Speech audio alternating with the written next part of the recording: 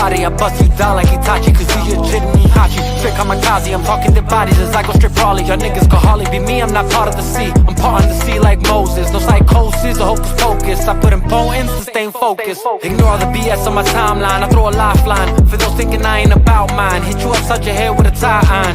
Can't be your time if it's my time. The set to be patient, I'm patiently waiting. It's driving me crazy, cause lately the ops that I'm facing is basic and basically tragically hating. Anticipating my fall, they want it all. They want it all for themselves, so I made the call. No need to stall, I go and get them all off of the shelf. I take affirmative action, I'm blasting and laughing of how you reacting to my satisfaction of cashing injections and Benjis and Wilsons, the life that you always imagined. Brother from the goal, yeah. If you ever see him go, it's Holocaust or Holy Ghost. Overcome or overflow, yeah. Either way it's overdose. Watch you walk or comatose, penetrating to your soul, yeah. Tit for tat and toe for toe, pound for pound and blow for blow. You would never see me fold, nah. Claiming that what you don't know, that is how you get exposed. Left for dead with bullet holes. Leave it alone, promises all day. Yo, you already know what it is. It's the Chop Shop. It's your boy, Il Divino Vega. We in this bitch. Forgive my Puerto Ricanness. I know, like, I've been putting out these times, and every week I just keep coming on like an hour, almost 2 hours later. I'm Puerto Rican, and it's just what it is, man. You know what I'm saying? Love me or hate me, that's the cards I was dealt. All right. No excuses though. I'm gonna try and do better.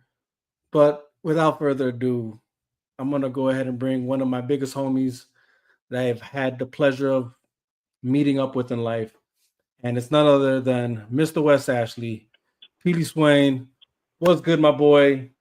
What's up, bro? Bro, that intro song is hard, bro. I got to give you props, bro. That shit is hard. Yo, even if I didn't know you, or we wasn't already in the same movement, I would listen to your music, bro. Your shit is hard, dog. It is. Appreciate that, bro. Honestly, you probably I want to say you're actually one of the first guests that actually paid that forward on here. So I appreciate it. I know you're not the only guest that I've had that listens to my music, but you're the only one who's like, I don't recall anybody else. I think you're the only one who's like actually said, yo, that intro song goes hard. Yeah, man. I mean, you got skills, man. You got the flow and you got soul. You know, you sing the choruses sometimes, man. Yo, you nasty, bro. I really hope you meet much success, bro, because you got skills, bro. You got soul, and it's the type of music I like to listen to, dog. Straight up. Man, much love, bro. Appreciate that, dog. Straight up. No problem. Man, I'm just glad you're actually free to hop on with me on the Chop Shop. It's been a while, obviously. No problem, man. I talk to your dad a lot, man. He always he inbox me his videos, so I share them, and he always show love, man. So I always, I speak to him probably more than you now. I speak to him more than I talk to you. That sounds about right, bro. That sounds about right. Because I know my dad. I know that's the way he operates. I mean, nothing against it. Like, I always tell him, man, like, Yeah. Do you I love it, bro. Like, yeah, because I mean, obviously, you know what he does. He's a man of God. Yeah. He's very, that's his thing. That's his passion. Yeah. That's what he does. Like, he lives for that. Right. So, right. So it doesn't. Yeah. No. And I remember he talked to me about it too. He's like, yeah, I've been chopping it up with your boy Peely, man. Yeah. Your boy Peely. Yeah, man. He hit me up all the time, bro. And sometimes I'd be able to catch him on live, so I'll try to do like some comments or try to get his reach out a little bit more. But I share his videos every time he sends them. He's passionate. And I remember him. He's a cool dude, man. So I was like, yeah, man. Normally, I don't even answer people's DMs, bro. I don't answer nobody's inbox or nothing because, whatever. But I holler at him every single time, dog. Right. No, for sure, dude. I'm sure he appreciates it, man. I mean, I appreciate it. You know what I'm saying? But it's just, I want people to know that though we our initiation or the initial reason to why we linked obviously was the movement, Zack Snyder Justice League, Snyder Cut, and still one of the greatest things to this day. You know, that we could have ever have participated in, and I'm forever grateful for the things we did. But you know, and I say this every time, even when you just hop into one of my lives and in the comment section. But for me, it's beyond just this movement now. You know what I'm saying? From yeah, hell yeah. After meeting you in person and even like the circumstance under what that was and how you showed up, that's everything to me, bro. You know what I'm saying? So yeah. I feel you. I agree, man. You forever my bro, bro. 100%. My light skinned brother. Hey. Right. Oh man. Word, dog. I appreciate you, man. No problem. So, obviously, the movement has moved on from obviously the Snyder Cut idea, the concept of that, because we got the movie. We accomplished that, but and now here we are in this new venture, right? So, but something came to my mind the other day, and I wish I could remember why or how I even thought about this, but so the idea eventually was that in my mind, I'm like, man, like there was like so many good ideas in the last movement that never saw the light of day because of either like personal biases, I would say, were the reason. And I thought to myself, like, man, like the reach that movement could have had a lot sooner than when it did could have happened like way before, but because of this weird personal bias, we never, we had the battle took so long, right?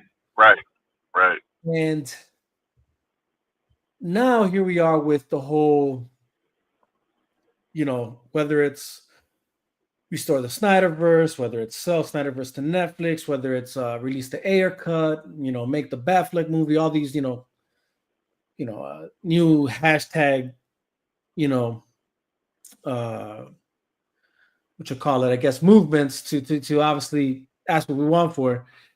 And in my mind, I'm like, man, we're roughly reaching the same amount of time it took for the Snyder cut, and I think that's kind of like what got people on edge too, is that people, I think, expected this to be quick, and I think we failed to realize, like, nah, man, the Snyder cut took about 3 to 4 years, in 2017 when Justice League came out to 2021 when we finally got to see it. You know what I'm saying? Well, 2020 when they announced it. So, 3 years for them to announce it, 4 years for us to actually see it. We're kind of now in that same marker. But I wonder to myself, like, we still haven't done that which was an idea of yours before. And I wonder if we, again, in my mind, I'm thinking if we would have done it then, I'm almost certain the traction would have came a lot quicker. And I'm not sure if you know what I'm getting at here. I'm sure I'm thinking. You might have an idea to what I'm alluding to here. Maybe. All right. But nonetheless, and this is gonna, again, I know people are gonna probably hate this idea because of what they think it means, not what it really is. I'll say that. Right. What they think it means, but what it really is, that they failed to see the first time, that they probably failed to see it again. And it's like, I know where you're going. But you had it on the money when you first brought it up, because the amount of viewership and traction of the idea you had, if it, you know what I'm saying, like, because of what that circle or that without what that man, what's the word I'm looking for? Not circle. what the position of what you referred to, what they already gather on their own, like, you know what I'm saying, the attention they get on their own, right? Right. And fuck it, I'm here trying to dance around it. Let me just get to it. And that's and that's that you had this idea that I'm just like, holy cow, like if it would have happened then, we probably would have not. And again, people just have the wrong perception of things. Now, that being said, the idea you had, and this was 2018 and 19 maybe, where you said this, and I was like, at the time I remember thinking about it like, yeah, that's a good idea, but again, it got shot down. Everybody had their weird, again, political, well, yeah, I guess political biases, personal biases, though, in my opinion. I know where you're going now. Yeah. So but you had the idea of saying, hey, we should get Trump to hashtag release the Snyder Cut. Right. And I remember thinking then, like, damn, that's actually not a bad idea, because this man is the most looked at, talked about figure in modern history. That's a fact. And I say this as an observation. I don't say that because I worship the man. I think there's good things that guy has done in his presidency. But I'm not in any way, shape, or form. I don't say it in a form of worship or idolization, or just to this to, I guess, take that cloud out the way, whatever title they might try and pin on it on what I'm saying here. But it was a good idea, man. Like a really great idea. That if people would have took their personal biases, whatever their political biases, whatever, out of the frame of thought, the amount of traction Release the Snyder Cut could have gotten from barely in its inception, because I remember you mentioning that kind of early on. Like, I want to say what it has to have been. It was like probably late 2018, early 2019. That was it was 2018. 2018. Because right? I remember 2016. I was still in the chat rooms on Vero. 2017, the movie came out. 2018, I kind of moved to Twitter from Vero, and I was like, "Yo, this would be the best thing," because, and bruh, it's crazy that you brought that up, because I just thought about that like 2 days ago. It was, all right. So 2018, the atmosphere in America was like all Hollywood kind of hates Trump. All Democrats.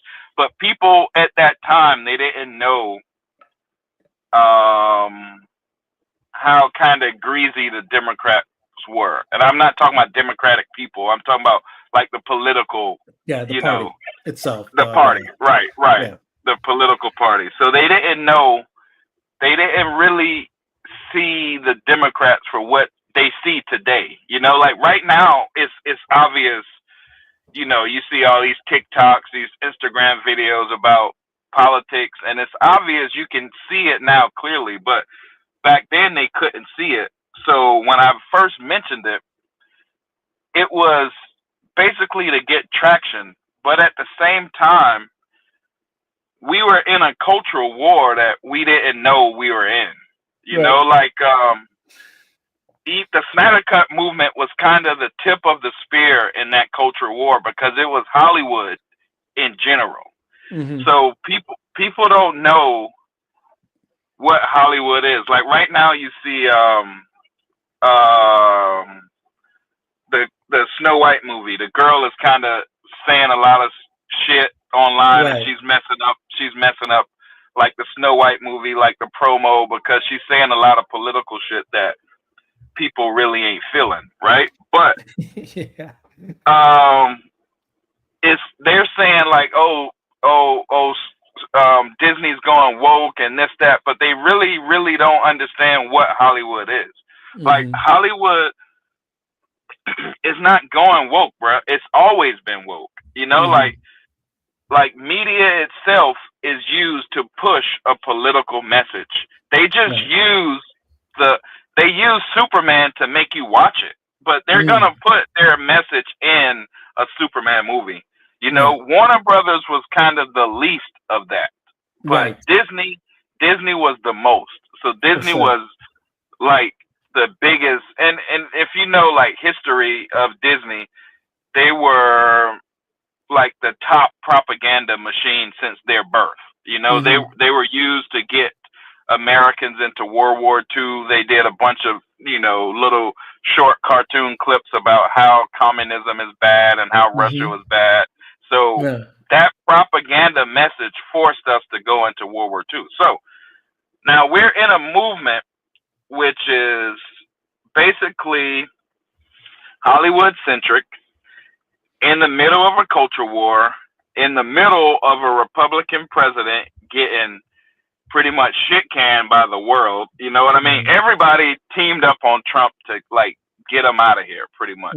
But we didn't know that. Well, I knew, but most people didn't know that the truth was on the other side of what Hollywood was saying, bro. And as soon as the world sees it, the world is gonna come together in so much numbers that you maybe hate Trump, but the numbers of pro-Trump people are gonna be so big, we should capitalize on. At that time, people were waking up where the numbers on Twitter, Trump was just like polarizing. He had so many numbers. So I put it in a way where, we don't even have to get him to say release the Snyder Cut. We could just annoy him until he says something like, what the hell is the Snyder Cut? You know, whatever he says. Exactly. Even if he would have said that, it would have been big enough. It would have been big enough. Exactly. Right. Even if he would have been like, go ahead. What's crazy, like, even if like that's the route, like we would have, like if we would have went that route, dude, because again, going back to your point, and I'll say this to add on to it, is I would say that I would say two things. I would say you're right about the institution being used as a tool, as far as like, let's just talk about Disney, right? How they were used as a tool to push forward whatever message or agenda they had going on, you know, which, like you said, you're right. It was the initial thing was the World War, I think it was World War II. World War II, right? Where they took part in that. So if people, you know, you take that, and it's not to say that that's the same messaging today. That would be probably counter the messaging today, but nonetheless, it's the fact that it was always a tool to do that kind of thing on the behest of whatever ideologue controlled that sphere, right? Then it was, you know, World War II and on behalf of whatever the government. Nowadays, it's for sure captured by a different type of ideologue, and that's, you know, right or wrong or whatever, wherever people stand, whatever. But that is just a fact, and you can't deny that Disney has been a tool since forever. Now, or Hollywood for that matter, right? And like you said, it's not to say that all of it's consumed at by the same ideologues or but it is a thing, you know what I'm saying? Like you can't deny that that's a thing that has happened and has been happening for the longest time now, right? Fact. Now, to your point of that, it didn't necessarily have to be that he was going to hashtag release Snyder Cut, but even if it would have been the other thing where it's like he would have been so annoyed and he would have said, "What the hell's the Snyder Cut?" Whatever, you know. That in itself would have caught traction for two reasons. One, because again, this most talked about man at the time finally, you know, breathes it out, right? It comes out of his mouth, or he, you know, whatever. He's finally, you know, tweets it out, whatever. Right. Two, though, the overwhelming majority of leftist or Democrat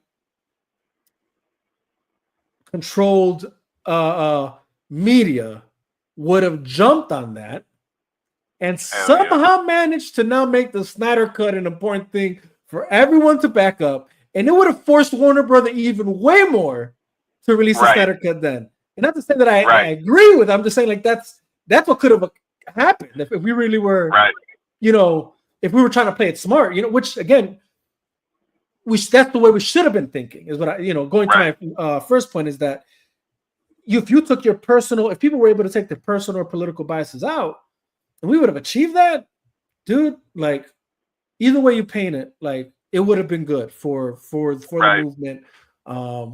We would have seen probably the Snyder Cut released a lot sooner, you know, just because again, like, especially with the idea of like, you know, he says, "What the hell is a Snyder Cut?"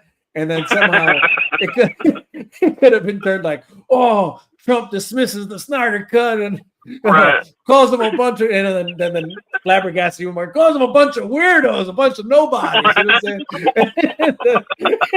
saying? It would have really riled everybody up. You know what I'm saying? And then the tabloids would have picked it up, and that would have been the thing.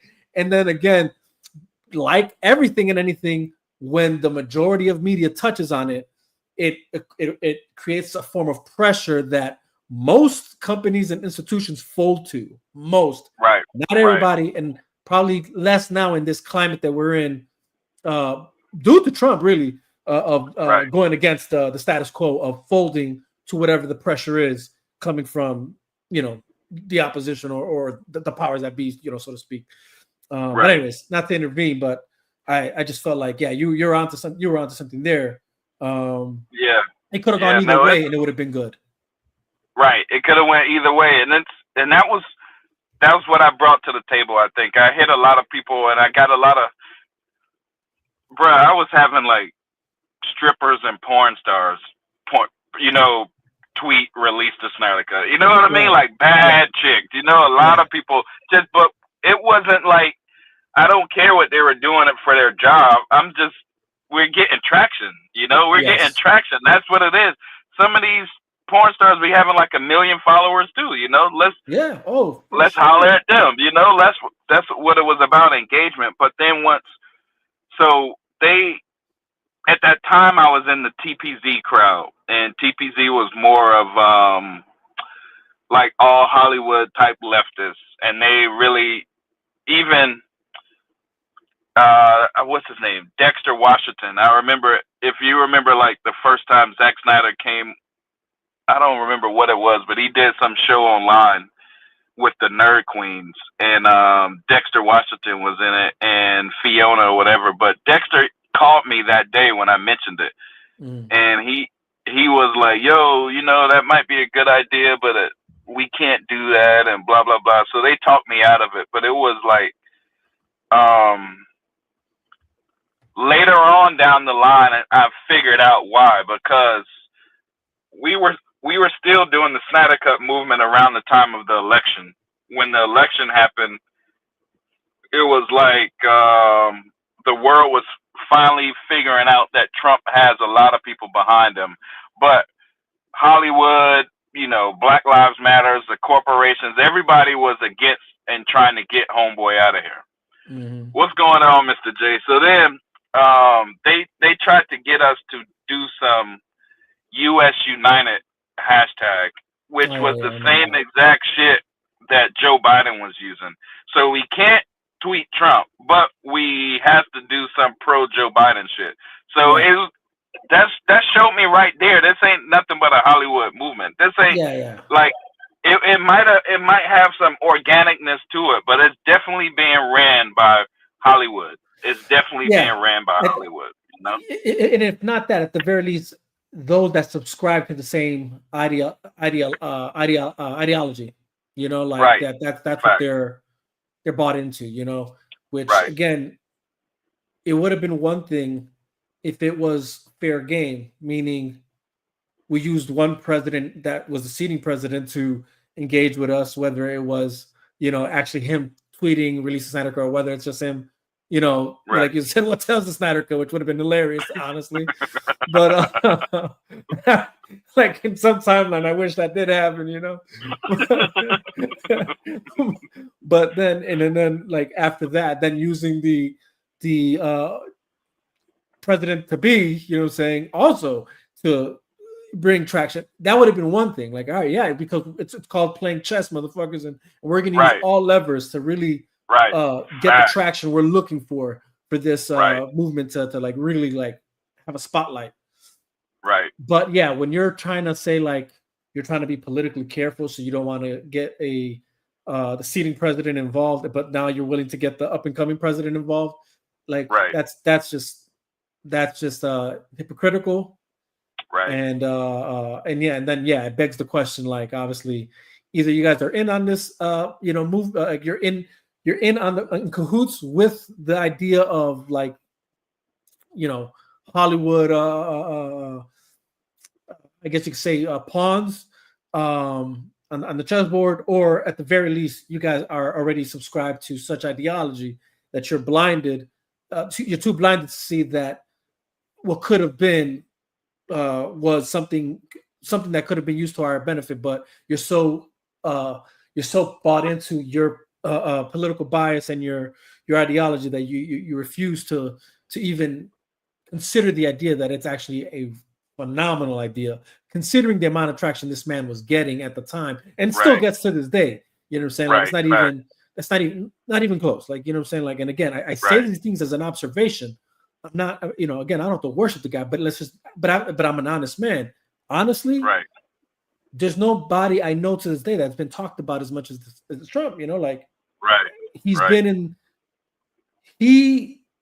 even before the political sphere, he was a celebrity in his own right, and you knew about him, from being in movies, having his own show, having his own his own hotels, all these things we knew about him. So it's like it was really, I guess what I'm trying to say is just it baffles me that we didn't jump on it then, because really shout out Neil Sevens, Marcus, thank you, brother.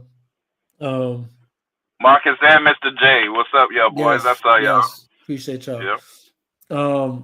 So it's and again, it's like it had nothing to do with political our own, or like, for instance, I know for a fact, and maybe I feel like if that conversation would have took place amongst other, like, if that conversation would have actually became a robust conversation amongst other people, it probably would have happened. And I think the reason it didn't is because, well, it stopped where it stopped. Like, you brought it up, and it was immediately like, like, oh, good idea, but whatever, blah. And then it was like, that was it. You know what I'm saying? Like, I think like, damn, which was another problem. And that there was these certain people that considered themselves the elite cabal, the elite ambassadors. Oh, the Council of Krypton. They thought there was a Council of Krypton. That's exactly what they were, bro. You know what I'm saying? And it's like, but if you would have like voiced that, like other things that were eventually voiced by those that were in that were like controlling the account of the Snyder Cut Hub, where eventually somebody had the brilliant idea of like, you know what, we should actually reach out to the fandom and figure out like what we're gonna do going forward and how we're gonna go about this. Right.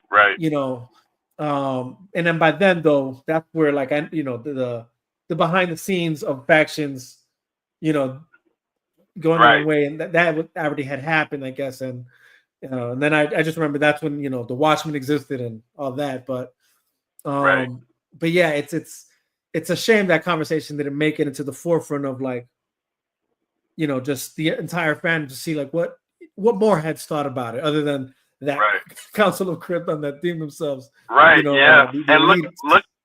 look at it now, bro. Back then, I think we were number 3.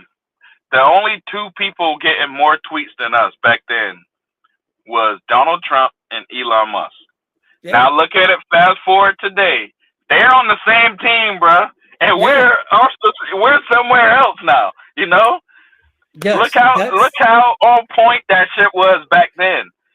That's my whole point. Like, we imagine this, like, and this is what I'm trying to get at. Like, this is why this idea came. I think this is why the idea came to me, because I'm thinking, like, man, had we just actually gone forward with that idea, and then fast forward, like again, whether he would have won 2020 or lost, it doesn't even matter, right? But let's just, if we're gonna play alternate realities of things that could have occurred, right?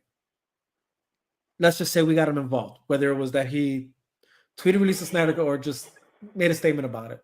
Either way, it doesn't matter. It kicks off. We would have got it a lot sooner. And then if he would have even won, let's just say, then we probably actually would have had the Snyderverse by now, because again, we could have probably engaged with him. He probably would have thought like, yo, these guys are, you know what I'm saying? Eventually it would have been like, he would know we exist.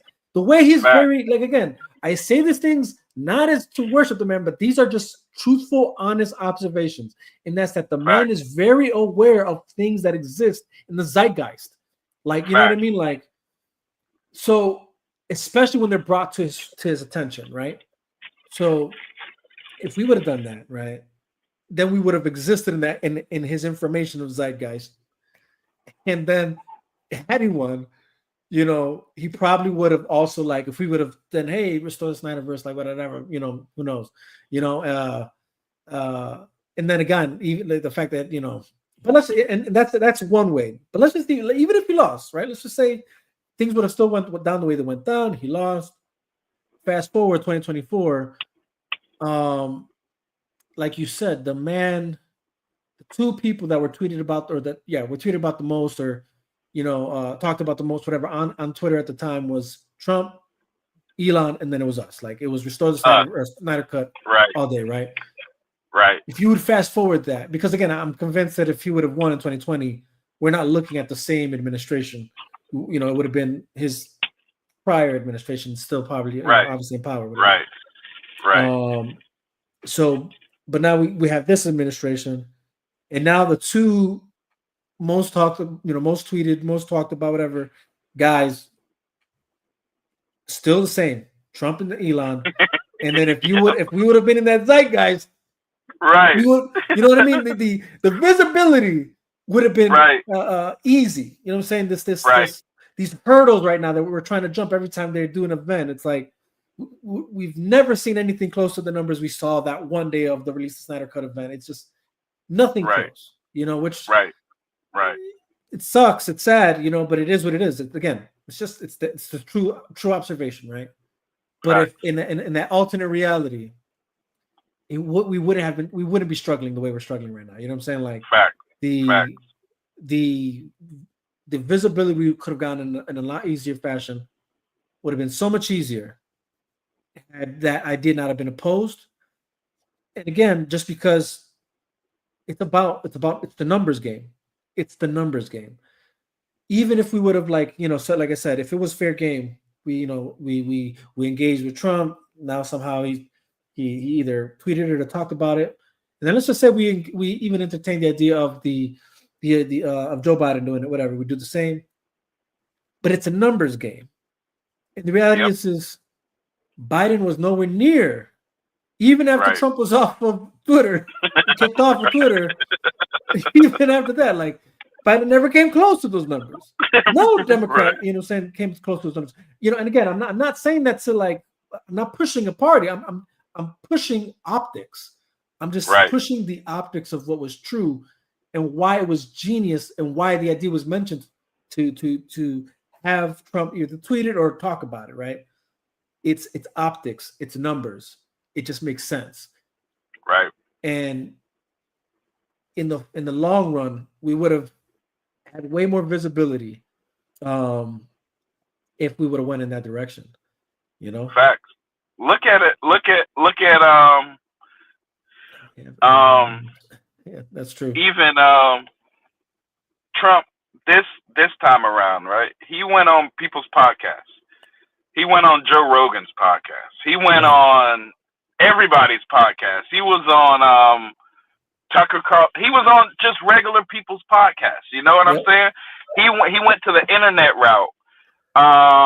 Versus Kamala Harris.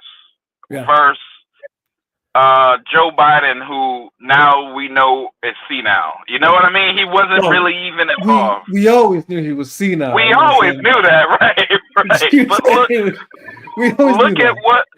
look at what we missed out on, bro. Like every podcast in 2024, any popping podcast, Trump was on. You know, Joe Rogan wasn't a Trump fan back then when we said that. Fast forward to the day Trump was on Joe Rogan. Zack Snyder was on Joe Rogan. I was the first one to have the idea for Zack Snyder to be on Joe Rogan as well. You know, I've tweeted out. I went in Joe Rogan's comment section before Joe Rogan even thought about Zack Snyder. I was telling him, "Yo, you should get Zack Snyder on your podcast. If you got the biggest podcast, here's the biggest guy online. It only makes sense." So then later on, now the whole crew. Robert F. Kennedy Jr. is now a Republican with Trump. Tulsi Gabbard is now a Republican with Trump.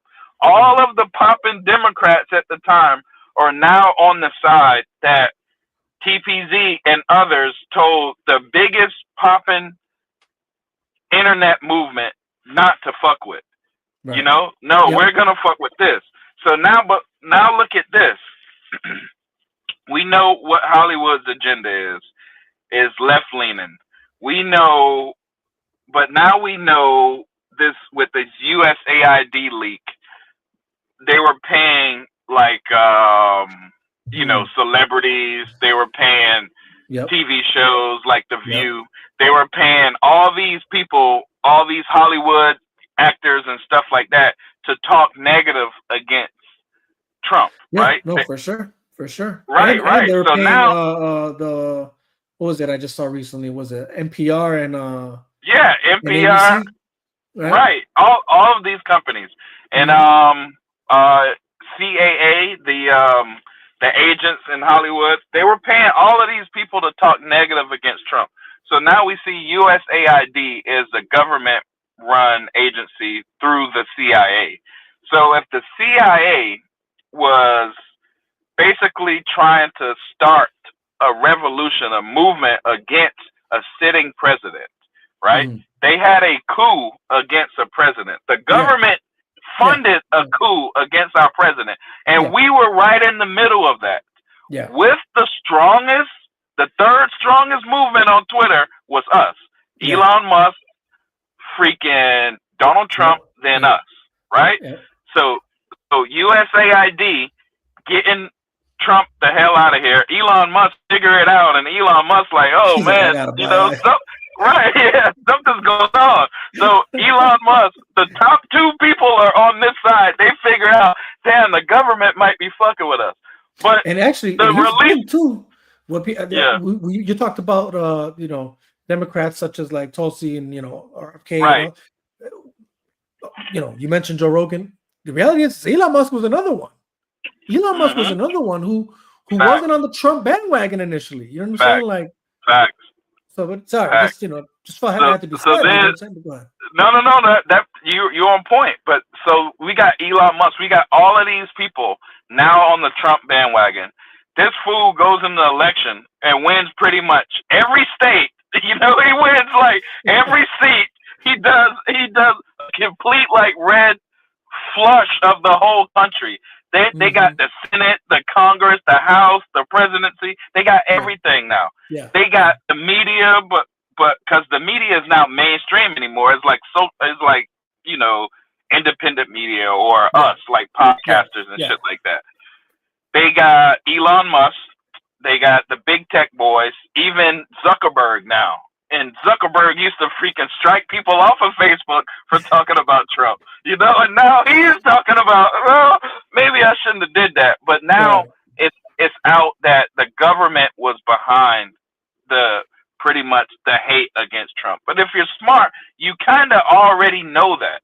There is no way that all of these people can, since the 90s, they love Trump. They had him, and all of a sudden, he's in office, and he don't want to go to war with Russia. Now he's the worst guy in history. You know what I mean? So that goes back to what Disney was doing initially in World War II. getting us to go to war with Russia. You know what I mean? So now we gotta know. Well, World War II was Germany. That was Germany. Yeah, but you're talking Germany about the Cold War. No. Germany went to fight Russia, right? At the end, they were. They actually took over certain parts of Russia. You're right. Right. So then, at the end of World War II, it was, Germany stopped at Russia with America's help. But look at, if we really want to go deep, the Germans came to America in paperclip. So now, we're fighting with Russia again. You know, we're continuing World War II. You know, but not to get off track, the government is funding these movements all over the world, from USAID, from any revolution. The government funds it, but they don't do it through what we think, through like a rebel military group that we think like some rebels. They do it through the media, bruh. They do it through TV. 100%. They do it through music. They do it through all of this shit.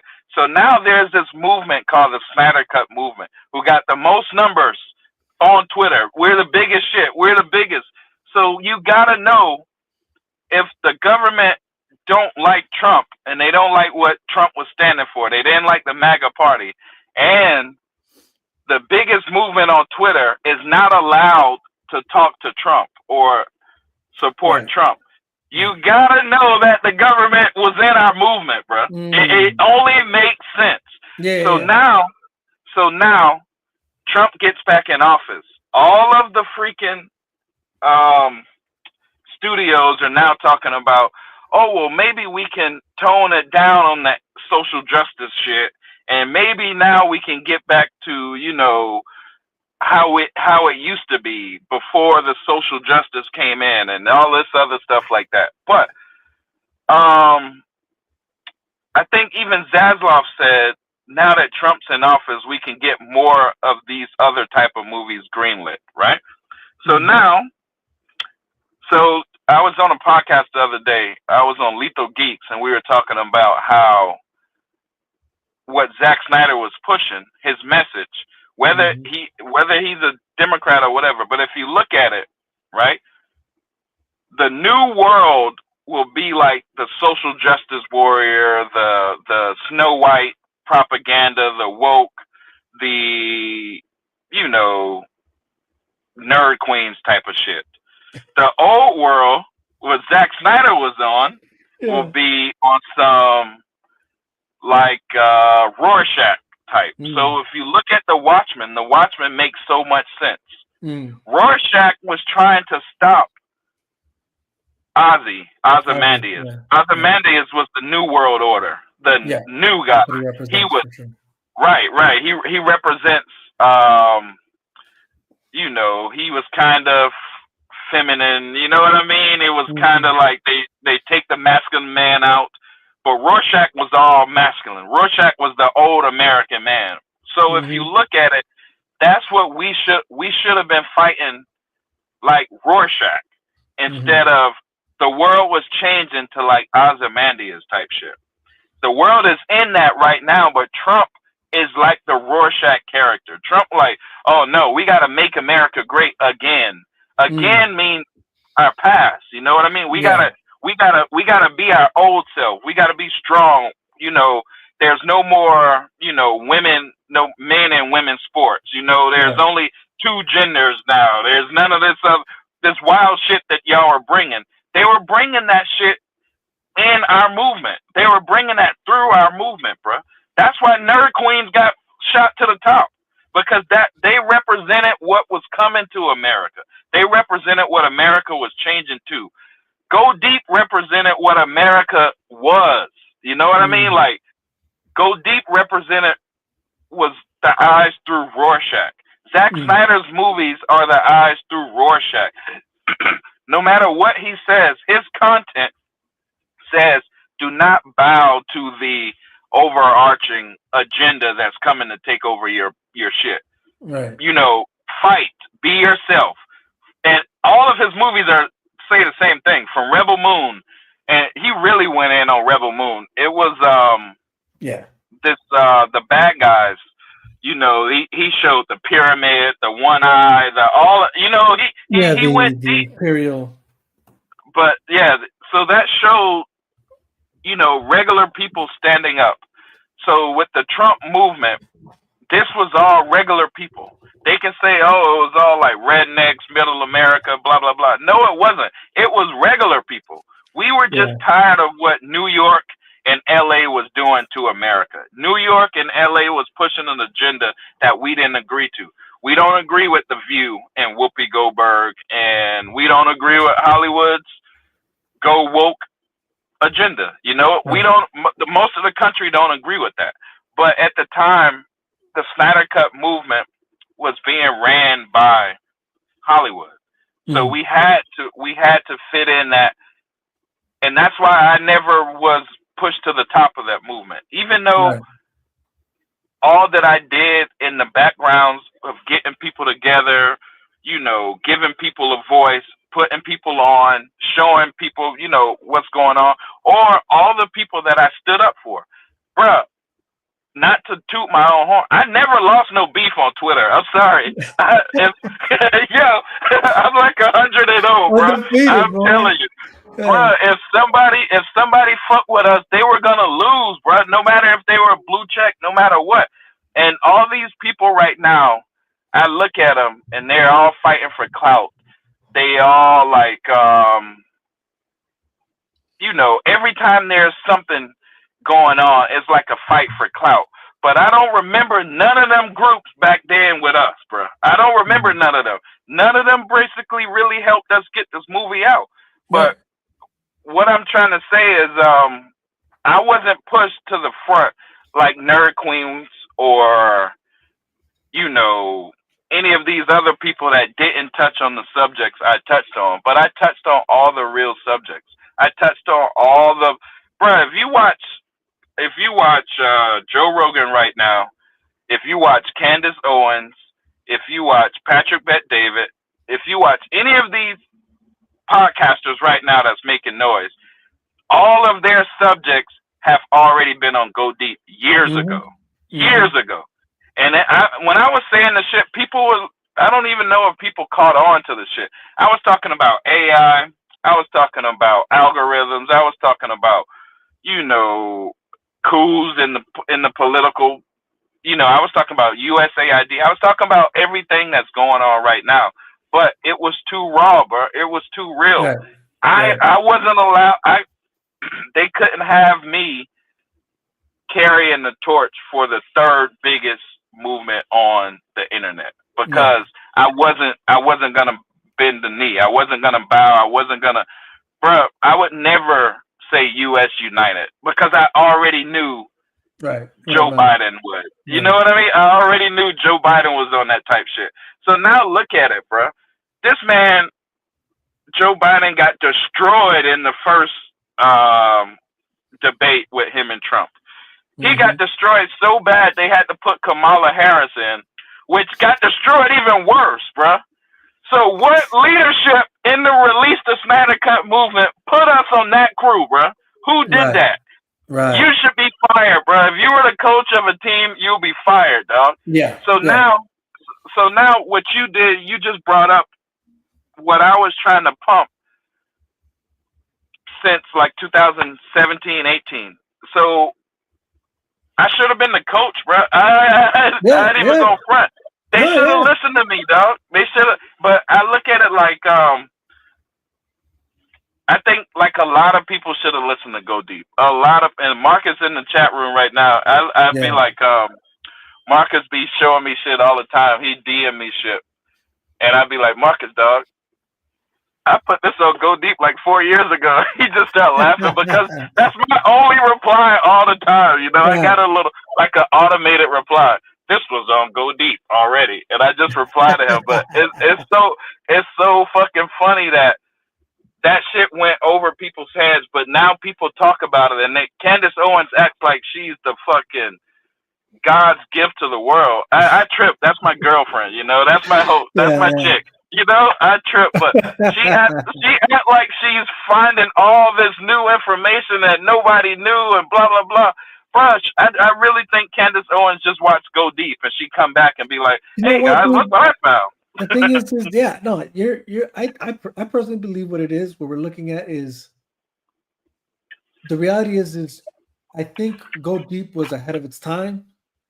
People weren't ready to talk about these subject matters, Right. especially because, and this goes back to the media just playing a large and this. Let me set the record straight on this. Like earlier, I know we you described Trump in the way that he was described, right? And that he was polarizing. That's the way they Right. described him. The reality is that he wasn't polarizing.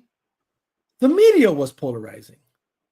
The media kept blowing things out of proportion of things that he was saying and doing, and people just bought it, So I think what happened is there was things like Go Deep being pushed out there, and then you could even say things like release the Snyder Cut and things of that nature.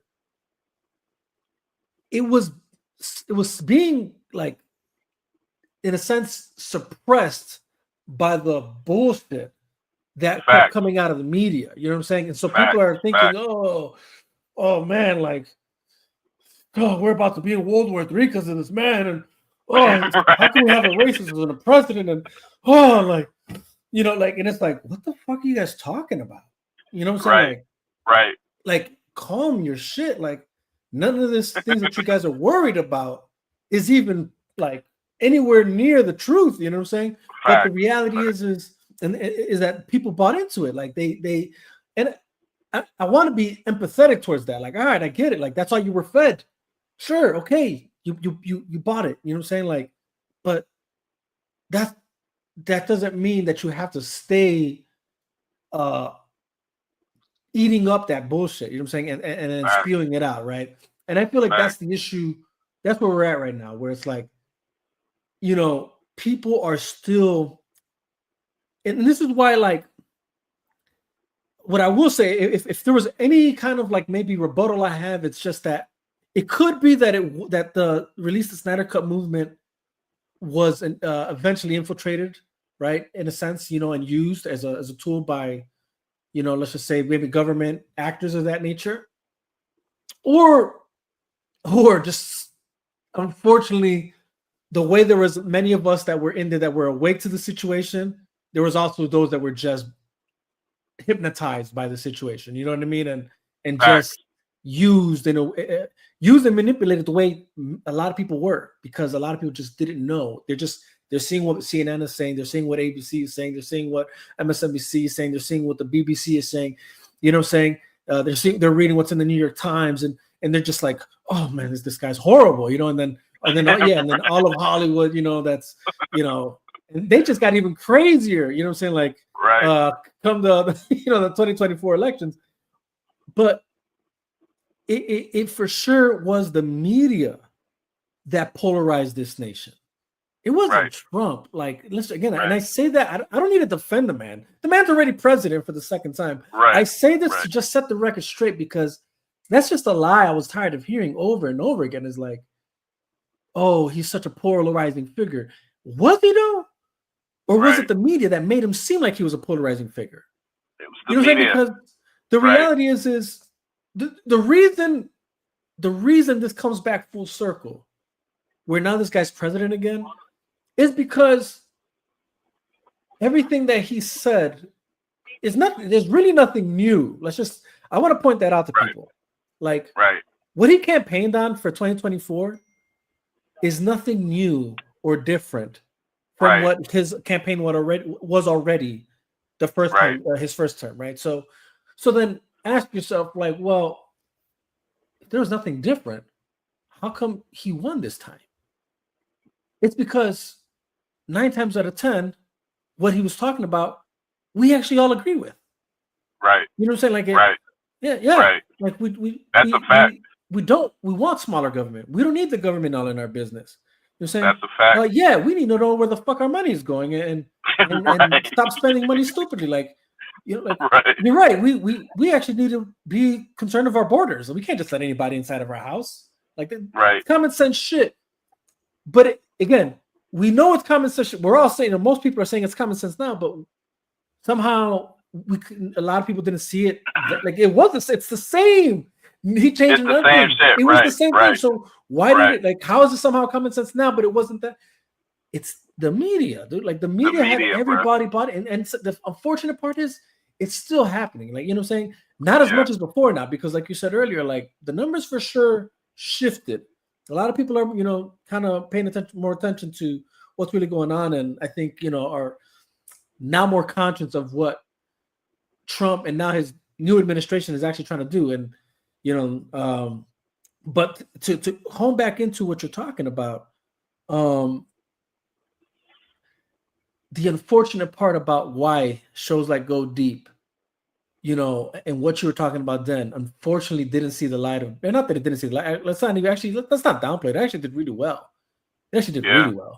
I appreciate it, bro. So the only reason it didn't probably reach where it should have reached, and maybe, and I will say, I could see why, like, yeah, like if this, like, let's, if I'm the other guys, right, and here you are presenting these ideas, you're doing all this stuff, and I'm here like, man, this guy's throwing a lot of good ideas, and and we probably should like just start taking notes. We should probably put him in charge of like what we're gonna do, or at the very least consult the guy. But we can't, because he's aware of other things that we don't want to be aware of. People to be aware of. So I could see why, like, there's this. I could definitely see the thought of like, if you guys were just some regular Joe Schmo, but I am also, so there's two ways this plays a part, I guess is what I'm trying to say. It's either one, they're like, yo, this guy's too aware. We need to, like, we can't have him be in the forefront of what we're doing. And that would then, yeah, for sure solidifies the concept or the idea that these are government or, government actors, whatever. Uh-huh. Or at the very least, it was that they were bought into the ideology that, most of the West Coast is, right? And they bought into it. And when they're hearing you speak what you're speaking, they can't accept it because they believe what they're being fed is true, right. Like, and so you seem to them maybe as a threat, because it's like, oh no, it's like, no, we know Trump is bad, and no, we know he wants to destroy our country, and no, the Democrats want to do nothing but save us. That's all they've been wanting to do, and liberate us, and right. Have us have all the voice, and we all matter. Whatever they were buying into, what I'm saying. I just feel like that's a thing, and I say that just because, like, I just know people still to this day that are like that. You know what I mean? Like, it doesn't matter. It doesn't matter how many wins Trump and his administration get. Like, and here's the thing: I my previous my previous stream, I said there's certain things I'm not so sure what the move is, but I'm not going to condemn it already because I got to see the end result. While there's certain moves he's making or that administration's making, that I'm like, I see what they're doing, or even when we're talking about Doge, like, things of that nature. It's like, you can see what they're doing, but somehow, as transparent as this new administration is, because almost every meeting they have is in the fucking meeting. Like, you can hop on YouTube and it's there. It's like, you're seeing the roundtable discussion they're having. You know what I'm saying? I don't think there's things they're going to discuss in secret. That's like, there's things me and you're going to talk about in private that, we don't need the whole world to know, obviously. Right. So, and it's okay. I don't need to know everything. You know what I'm saying? Like, as long as I can live my life free of you guys censoring me, free of you guys taking my money, free of you guys, oppressing me, then we're good. You know what I'm saying? Like, whatever. Right. But all that to say that, unfortunately, there's still people that are like, they're waiting for the aha. I told you he was a bad man, or Right. look at this idiot. He thinks Right. these are two countries, like like looking for like and it's like, what are you guys focused on? Like what the hell? You know what I'm saying? Like what why does any of that even matter right now? You know what I'm saying? Like how about like Doge is actually finding out where a lot of this money's going. You know what I'm saying? Right. And how about, I mean, I don't even know if you saw the meeting, or not a meeting, it was like an interview that they had with like the Doge team that I thought was all young kids that apparently is actually like the equivalent of like Bruce Wayne, Tony Stark, fucking Bruce Banner, you know what I'm saying? All these like geniuses just coming together to work together to come up with a way to like make our shit more efficient and successful, you know what I'm saying? So that we don't go under. You know, and again, I say this not to worship these men, because they're not, no one is worthy of my worship, but you're worthy of my honesty is what you're worthy of. And all I can ask is the same in return. You know what I'm saying? It's just honesty. Right. And if I'm gonna be honest, it's like that's just what it looks like to me. It's like y'all, the Democrats are having you think, and I said Democrats because unfortunately it's them that are majority saying it. You know what I'm saying? Now if it was like some faction of the Republican Party that was against Doge, then I'd be saying that. Again, I hold no allegiance to no party. They don't own me like that. I think that's actually kind of ridiculous, because at any moment the party that you're loyal to can become infiltrated. They could lose their way, and you're gonna still be loyal. And unfortunately, there is people like that, that are they're loyal Democrats at the end, even though they clearly abandoned you guys a while ago. You know what I'm saying? if they were ever for you, you know what I'm saying? If they were even ever for you, you know what I'm saying? Let's just say. And the same thing could be said about Republicans. You know what I'm saying? Like the reality is the Republican Party you're looking at now, it's nothing like the Republican Party that was not too long ago, which is the George Bush administration. It's nothing like it. Like so again, this idea that I'm going to just pledge loyalty to a party, it just seems it's ridiculous. You know what I'm saying? Like, how about you just stay aware, always pay attention to what anybody is saying, and be informed. You know what I'm saying? And not do that. But all that to say that, again, it's like what you were talking about now is in the forefront because they lost. You know what I'm saying? Like, because they lost credibility, they lost the power, they lost the juice. Now, that's why if you wanted to, you can honestly reclip, you know what I'm saying, episodes of Go Deep. Right. And more people would identify with what you're saying now, because now it's now they're talking points that are now in the zeitgeist of the new media. Which goes to the other point of going back to why it was stupid and foolish not to jump on the train, or and I say the train, but the idea of getting these guys that figured it out, that you guys were so bought into the institution that was, right? Or you guys were that institution, right? And you guys lost. And because of that, we lost. You know what I'm saying? Like, because we could have been in the zeitgeist of what mattered. Now, Zack Snyder did appear on Joe Rogan. You know what I'm saying? And good for him.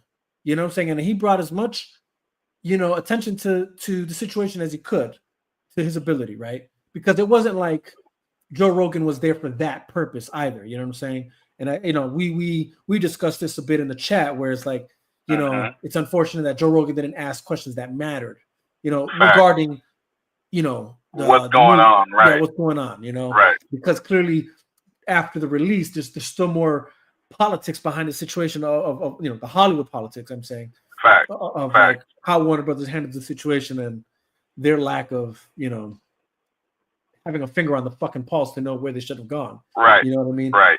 But all that to say that had we took steps to actually put ourselves in the sphere of what was going to be, because we can admit it wasn't that then, but what it was going to be.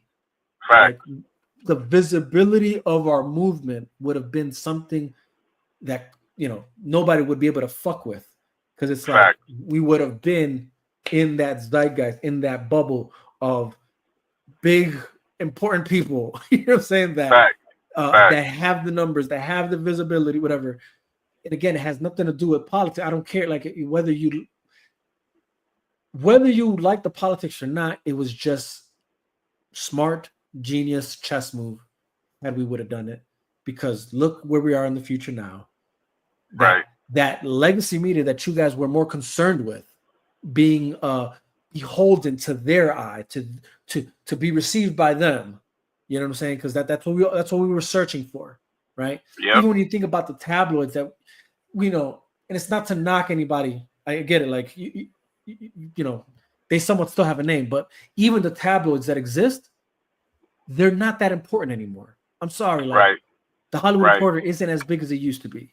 You know, variety, variety. You know what I'm saying? Like all these, they're not as important. You know what would have been crazy? What's more important is getting us on platforms that are what are in now, like Joe Rogan, like something like PBD, like Candace, like you know, hell, like I'm not even sure how much of a following he has, but fucking get on the fucking Chris Cuomo podcast, whatever. Podcasting is the thing right now. You know what I'm saying? Like, you know, like, I don't, you know, hell, this guy, the governor from California. You know what I'm saying? Like, you know what I'm saying? Like, if we would have been big enough to own that, you know, and not own, but like have a stake in it, which we would have been had we made that move that you brought to the forefront, then that's what I'm trying to get at, is that the visibility we would have right now would have been 10 times way more vast.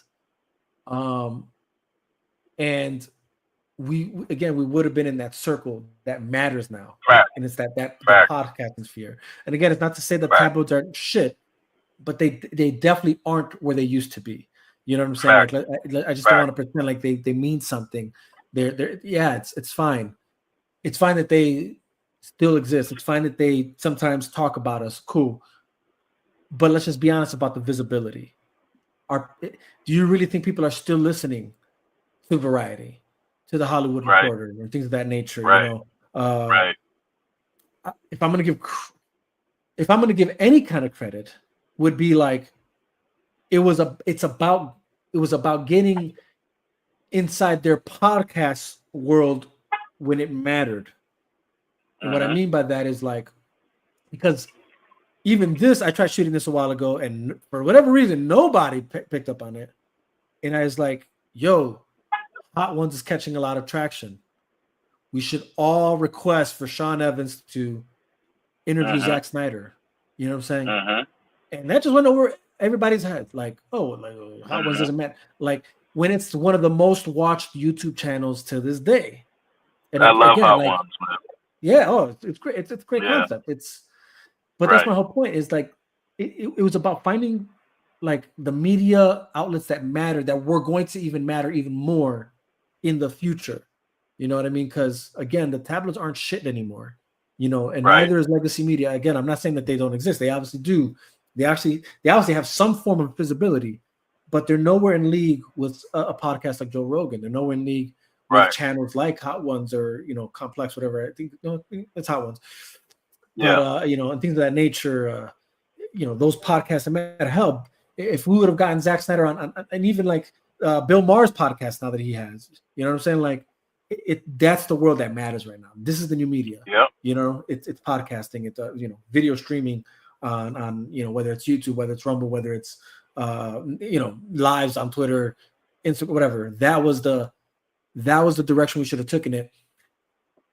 Now, what I would say is I also feel like what denying the idea of doing something greater also could have been, also alludes to this factor that you mentioned earlier, and that's that it became cloud chasing. I feel like certain people were too afraid to let things exist outside of our sphere of, because we had our own podcasters, sure, you know, but this idea that, oh no, God forbid we we have Zack Snyder appear on Joe Rogan, or God forbid we have Zack Snyder appear on Hot Ones, or you know what I'm saying? Because all of a sudden, you know, you're gonna feel irrelevant. You know what I'm saying? Because now he's in a podcast that matters. You know what I'm saying? Like, and you were hoping that somehow he was gonna keep pushing your podcast up to what, the forefront? You were gonna be hotter than Joe Rogan somehow because you had Zack Snyder on. You know what I'm saying? Like, it was so selfish. You know what I'm saying? Because it was like, yeah, I'm sure it got you some viewership, some visibility for you, for your channel. But it was so selfish because Zack Snyder could have done a lot more, accomplished a lot more for the movement. We could have done a lot more, but because it was about your guys' certain channels. You know what I'm saying? You know, it's like they didn't want to. Our ideas weren't good enough. You know, somehow. You know what I'm saying? Like, oh no, God forbid we have Trump say something, because then that means these guys are going to pick it up, and then it does force guys like Joe Rogan to talk about it. It forces, you know, because they were already talking about Trump then also. He just didn't have him on. Right? It's not to say that Joe Rogan didn't talk about Trump. It's not to say that the media obviously talked about Trump.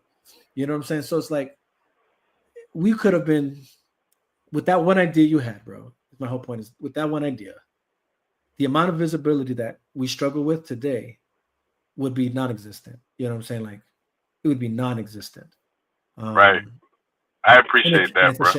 It's a shame, you know, because it was a really great idea. Really I appreciate it. I appreciate that big time, man. And like I said, man, it's what could have been, but it's still, you know, I think we still got a lot ahead of us, even though, like, I looked at the numbers the other day, and it was like some people getting like 20,000 tweets and some people getting like 25. Now, remember, we used to get that before lunch. You know, before lunch, we got 20,000 tweets. 100%. We were huge, but I think it all happens for a reason, because, I think you're, other than like talking to Marcus or whatever, you're the first person to say to, what's up, Snyder Queen? You're the first person to give me my props like that, bro. And you've been around since I've been around. But you're the first person to actually show me love and respect like that. But people look at it like, all right, we could say it like, let's say if Trump was back then, he said release the Snyder Cut or whatever, and the tabloids picked it up, we would have had the Snyder Cut. But look at it to this day, like even right now, Trump is beefing with Bob Iger. Bob Iger is Disney's president, right? So, all we really got to say is tell Trump the true story of the Snyder Cut movement.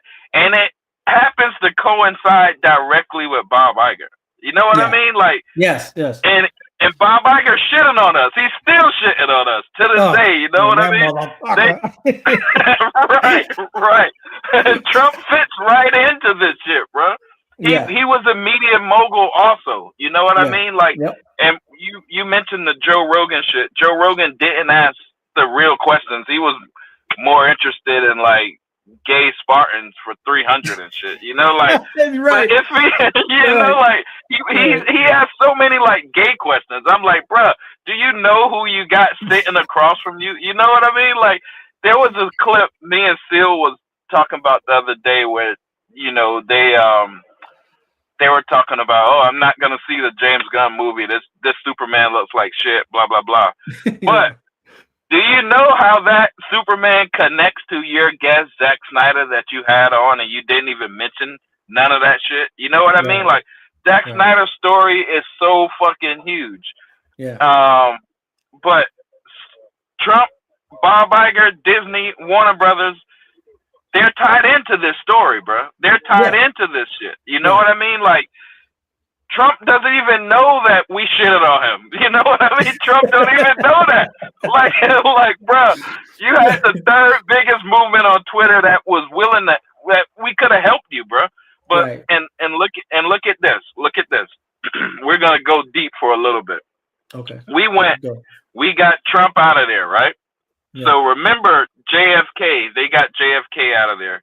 JFK was making peace with Russia. Him and Khrushchev stopped the nuclear missiles coming over here from Cuba when they talked on the phone with each other, right? Missile crisis, Right, the missile crisis, right? Which was in The Watchmen, at the beginning of The Watchmen. You know that That's they the had premise, Castro. Right. The intro. So Mhm. then that's a big part of American history. Yep. So then you get Trump out of here on his first presidency, and Yeah. you get Biden in, who we know wasn't doing anything. He wasn't running the country. But what happened? We started going to war with Ukraine. Which Ukraine is right next to Russia. The Ukraine war is a proxy war with America and Russia. It's just happening through the Ukraine, right? Right. Trump wouldn't have did that. If Trump was in office in 2020, him and Putin was talking. They would have been cool. There, the phone call that he got impeached for was a talk. Hey man, you need to look at this Ukraine shit because there might be some Joe Biden money laundering and blah blah blah, the Biden crime family. You know, you need to look at this shit. So now 5 years later, we see that shit was true. That phone call was an actual fact. But look at this. Look at this. They got Trump out of the way so they can filter billions and billions of dollars through the Ukraine. With Trump being in presidency, they couldn't have sent, oh, Ukraine needs another 100 billion this week. Oh, would you look at that? Ukraine needs another 100 billion. Wow. You know what I mean? Like, and then we go to sleep, we wake up, oh my God, Ukraine needs another 100 billion. You know, that wouldn't have happened with Trump because Trump and Putin was talking. You know, it wouldn't have been no proxy war if Trump was here. So they got Trump out of the way, and that's when you know when the whole world start teaming up against Trump. You knew they had something big planned. You know, the shit with Israel happened, the shit with Ukraine happened. We could have been in World War III, and World War III against Russia is a nuclear war, bro. It's no other way of saying that. Right, so we could have all died over a few people money laundering trillions of dollars, you know, through the Democrats. And the Democrats supposed to be the cool people. The Democrats supposed to be the people. The anti-war party, supposedly. Right, they're supposed to be anti-war. We just funneled trillions of dollars through a proxy war with Russia, who could easily start World War III and we all die. And people think that's the way to go to, other than dealing with the orange guy who stopped the wars. You know what I mean? This is how stupid the American public was. So Go Deep wasn't nothing but to change the atmosphere around the world. Make people smart. That's all Go Deep was. I had to change the world, so to speak. I'm not that big like a superhero or nothing, but I had to get people to see how dumb what we're doing is. And if you need any credibility, here, look at these white people say it, these scientists say it, look at these doctors say it, because I know if I was to just say it, they're not going to believe me. So I had to make Go Deep with like actual footage of, actual clips of people in Congress or people, you know, actual clips of doctors or who, you know, like important people saying it, because I couldn't do it, right? I couldn't say it. So what I did is I made a podcast.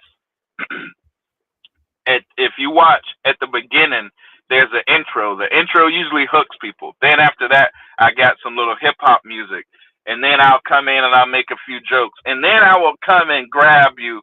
I will show you actual proof of what I'm saying is true. Actual proof. So now the world, you know, from, like I said, Joe Rogan, Candace Owens, PBD, all of these guys are just saying exactly what I've been saying for years.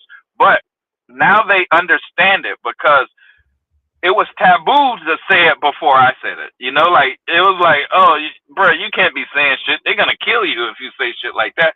So I was just like, all right, bro, I'm going to put it out. If they kill me, they got to kill me. But nope, they didn't ever come and kill me. So the fuck, now the shit is out. You know, now it's in the zeitgeist. It's in the world. So I really just was like, fuck it.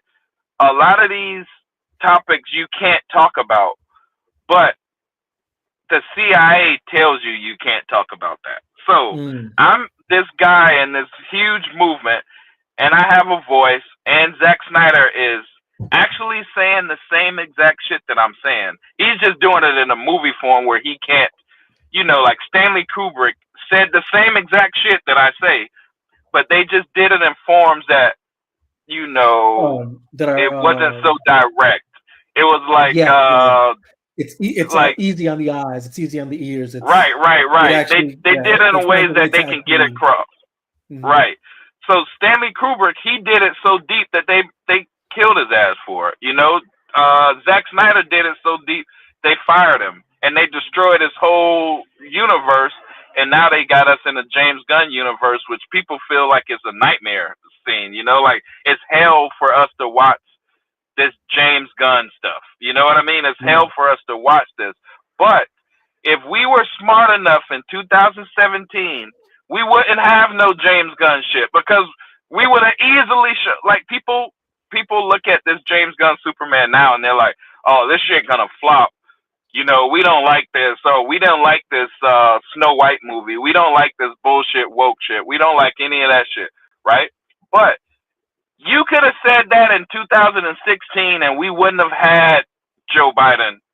We wouldn't have had, you know what I mean?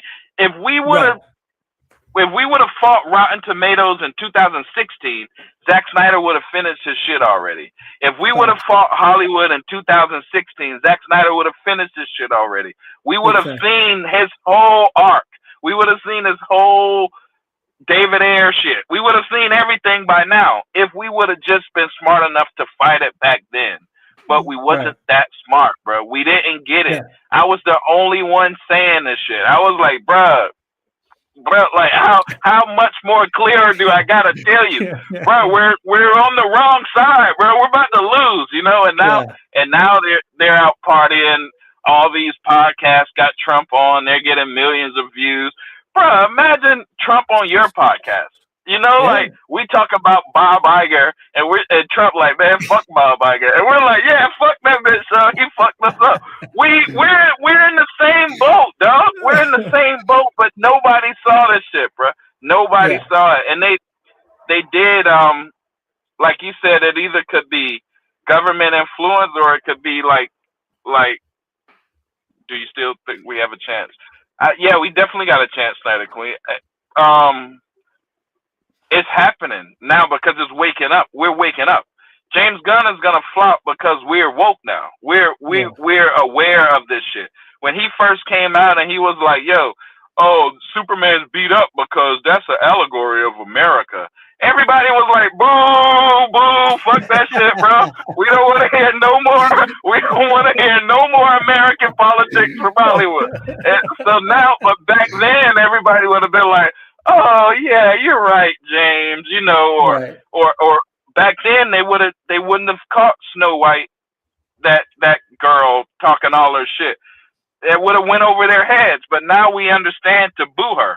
Now we understand to say, yo, we're not gonna watch that shit. Now this bitch is crying on TV to try to get us to go watch Snow White. That's gonna be the same as James Gunn, Yeah, and I think the reason that happened, even looking at that, is because they pushed too far. Right. Where it was in 2016 to like 2019, whatever, people just didn't realize how far this could get pushed. Or like they just not that they didn't realize how far it could get pushed. They didn't realize that they were even being pushed till they were close to the edge. You get what I'm saying? Right. And then some fell over, So that's what happened, because even when you think about like, we say that because like, I'm actually glad you're using the Snow White movie, because I was just thinking about this today. And all because it's the talk right now, because it just came out, and there's all these tropes and things that going on through the movie that are like for sure like the whole woke thing, whatever, all that, whatever you want to call it. But the reality is this isn't the first time this actually happened with Snow White. People forget that what was it called? The Huntsman was actually the Snow White story. Right. And it was somewhat of a twist, right? Where it's like, but it was a twist, but they didn't push it that far. But I'm gonna tell you, but what they did was this. They made her pretty much a badass, kind of. You know what I'm saying? Like, so she wasn't a princess needing to be saved, even though she kind of still didn't need to be saved. That element still stayed true. So it's like they found a way to make it still true that she needed to be saved, but they also made it where they made her look like she can hold her own if she has to, right? So she was actually at a certain point becomes like she's trained by the huntsman and becomes a warrior, that's the new aspect, right? Because that's not true to the Snow White story. But nonetheless, they made her this woman who can, go up against men, and look, hey, whatever, makes for a good action, I guess. Not that I believe it, but hey, makes for good action. Right. Whatever. Yeah, whatever. It's whatever. And again, but that was like as far as they pushed, because again, like I said, it's like she still needs to be saved. Oh, the other thing they kind of challenged was it wasn't her just getting saved by the prince and whatever his name is, Prince John, I forget his name, but it was like there's a possible love affair, so to speak, that she kind of did like the huntsman, but she does have a past with the prince who but she doesn't wake up to his kiss. She wakes up to the kiss of the huntsman. And remember, it's supposed to be true love's kiss. So they forced her to be in she had a choice of two men. What I'm saying? She has the freedom to choose, which again, hey, I guess it's more realistic, I guess, love isn't that easy, I guess, whatever, sometimes there is the love affair that, whatever. Okay. And that's as far as they push that is what I'm trying to get at, right? But they were already pushing his mom. I'm using that as an example because it's the fact that things were continually being pushed little by little by little. So they pushed too far, and people are now like, yo, hold on. And now people are pushing back. And that's why movies like Snow White, how it's depicted now, which is even way worse than that. And actually, again, that Huntsman movie, I thought it was actually a pretty good movie. I wasn't mad at it. I'm like, hey, it's a new take. All right. You know what I'm saying? Right. And at least they called it something different. So you kind of like go into thinking this might not be the traditional Snow White story.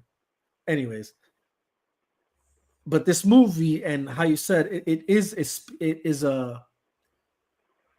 an what's the word I'm looking for? It's definitely the depiction of how far they push things overall, like not even just the movies, just overall how far they push things and why now people are awake and kind of like, hold on, pushing back, and to answer the question, I do believe there's a chance. I just believe we have to be smart about it right now. Like we have to really be smart and innovative of how we're going to do this. And this is initially low key, and you kind of alluded to it. So I'm glad it actually came out of you rather than me.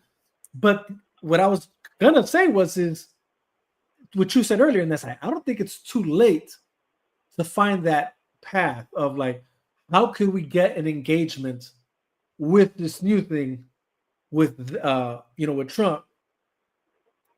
And the fact, and I'm glad you said it because you even you've clearly thought of a way that it could actually still, in a sense, exist, in this timeline that unfortunately we didn't do what was suggested, and now we have to do it now in this time. But so I think ideas like that, we have to think outside the box, and this is why for me, I'm the chop shop, nothing's off the table. It's this is what it's about. It's like I'm trying to challenge the status quo,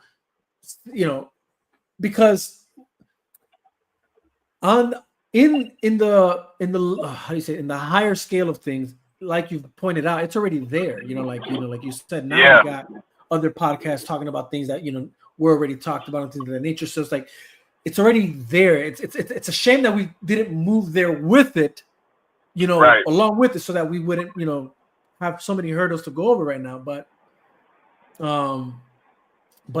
again, we're there. The world is definitely there, and that's what that was my point of trying to get with Go Deep. I just wanted the world to get there. So I do think we have a chance. The world is primed now for Zack Snyder content. Like this is what the world wants. Even Disney is talking about going more dark. On their movies. Right. But the world is primed now for Zack Snyder content, and that's all we had to do. But it's we got to be smart, like you said. We got to be innovative. We got to figure out ways to get more than 20,000 tweets. You know what I mean? We got to figure out ways to get our numbers up higher than that. We got to figure out ways to get 1 million tweets so the news start talking about us. And when we got 1 million tweets, local news was talking about us. You know what I mean? Not just like mainstream media, local news. Let's see, it doesn't even have to be Trump. Elon Musk is right there. Right. Elon Musk is right there. That's the point. Right. That's a good point. Right. Again, it right. Have to Trump. I use Trump just as an example because that was the initial idea, you came up with back in 2018 or something, 18. And it's like, so that's why I'm using that. But the concept, again, it's about knowing how to be innovative and think differently outside the box of how we did before, and like utilizing every tool to our disposal of actually getting the viewership we need to get this in the eyes that matter. You know what I'm saying? And so that it applies the pressure that needs to be applied. If it's not applying the pressure the way the Snyder Cut did, then it's the battle. It's going to keep going. If we're really trying to see the fruits of our labor finally manifest themselves, we have to do things that apply pressure. And it's not about. I'll say this much. Because I don't want to make it sound like I know people aren't trying, because we obviously have. Everybody's been trying their darnest and the best of their ability for us, to get it out there. So, and I applaud you guys for like fighting on and keeping it going. Facts. But I'll tell you this much: it's not about. Don't do that. And I kind of alluded to this the last stream I was on with Sil and Carlos. Don't use the same tactics that most, and I say this because observationally, that's how I've seen it play out every time. Don't use the same tactic that the left uses a lot, and that's that if we point out the character or the villainy of people, like that's what we need to do, right? And it doesn't mean what I'm saying doesn't necessarily mean you might be right about whatever you're pointing out there, like in the sense of, like, let's just say James Gunn, right? Prime example, right? And, oh, he's a pedophile.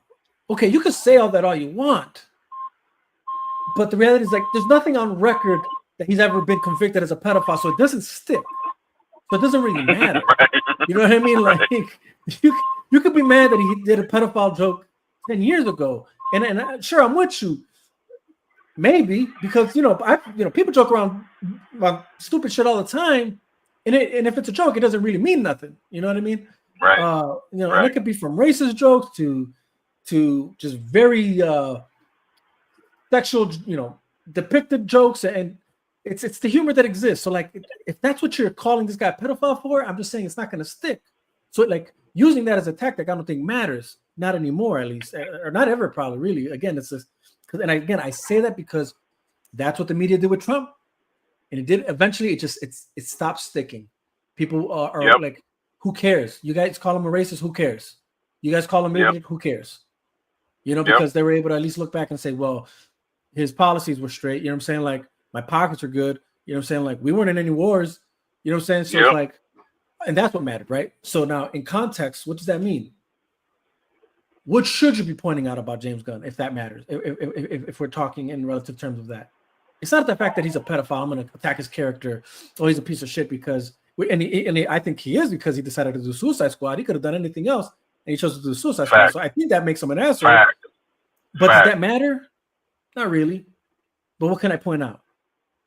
Are any of his movies on the same level or tier or as successful as any of Snyder's films? Nope. No. No. It's like that clear cut. Right. Does any of his movies provoke you to think about things that matter, like Snyder cut films or Snyder's films? No, nope. They don't. Nope. That's what we need to focus on, is the substance of what's being presented, because that's the true judgment here. Like, right? It's not, again, if I'm going back to Trump, it wasn't and then it's I'm using Trump because he's the just again the most talked about guy, but this could be anybody. Right. You can talk about someone's character for so long, but if they have if they have a resume or something that shows, like, well, you can say what you want about the guy, but this guy's successful, he's been doing this, he's got that, what I'm saying, he's getting shit done, he's, what I'm saying, then none of it matters. What I'm saying? Like, it just doesn't matter. Like, if this guy's putting in work and he's effective, it doesn't matter. It doesn't matter what he does.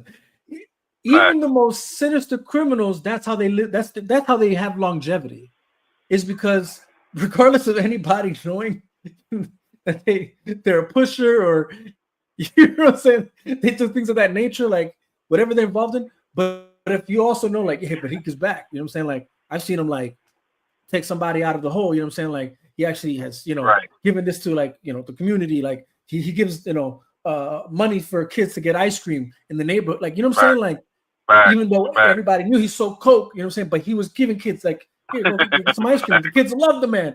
You know what I'm saying? Like, he does. He's an effective guy in his community. Yeah. So in retrospect, that's what matters. It's like, what can this motherfucker do? Like, how does he get down? Can he get down? You know what I'm saying? Like, so in the film zeitgeist, right? Like, that's what we're talking about. That's what we should be talking about. Is like, in comparison, are we really going to try and say that James Gunn's content is anywhere near or equivalent to Zack Snyder's content? It isn't. It's nowhere near. And that's not even just, it's not even Zack Snyder, just Zack Snyder. It's Nolan. It's David Ayer. It's David Ayer, right? You know what I'm saying? David Ayer, right. David Ayer, dude, because even when you look at his films outside of DC, they do something. You get what I'm saying? Like, it's like, yo, shit, you know what I'm saying? Right. And it's a David Ayer film. Like, and what I point out, it's the cultural richness that he has in his films that are just so authentic. You know what I'm saying? He knows how to depict the reality of what he's portraying. You know what I'm saying? Right. So, like, directors like David Ayer, hell, Todd Phillips, who's actually known for a comedic, being a comedic director with the whole Hangover movies and all that. But even what he did with Joker is 10 times more potent and substance than any James Gunn film I've ever seen. Facts.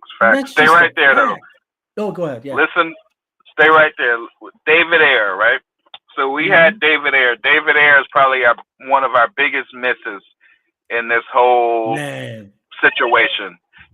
So what he had, where we were just talking about the situation with like girl power and all this shit going up with the girl hero. And we're not shitting on no girls. I love women. My girlfriend is actually texting me now. She was like, yo, send me a link. I want to see what y'all talk about. I ain't gonna send that shit because whatever, but yo, check this out. David Ayer, what we were just going through, they took out David Ayer's movie because it had too much Joker, which Joker was what they were considered toxic masculinity. Right. Yes. And they elevated Margot Robbie, which is exactly what we were just talking about with all the other shit going on, right?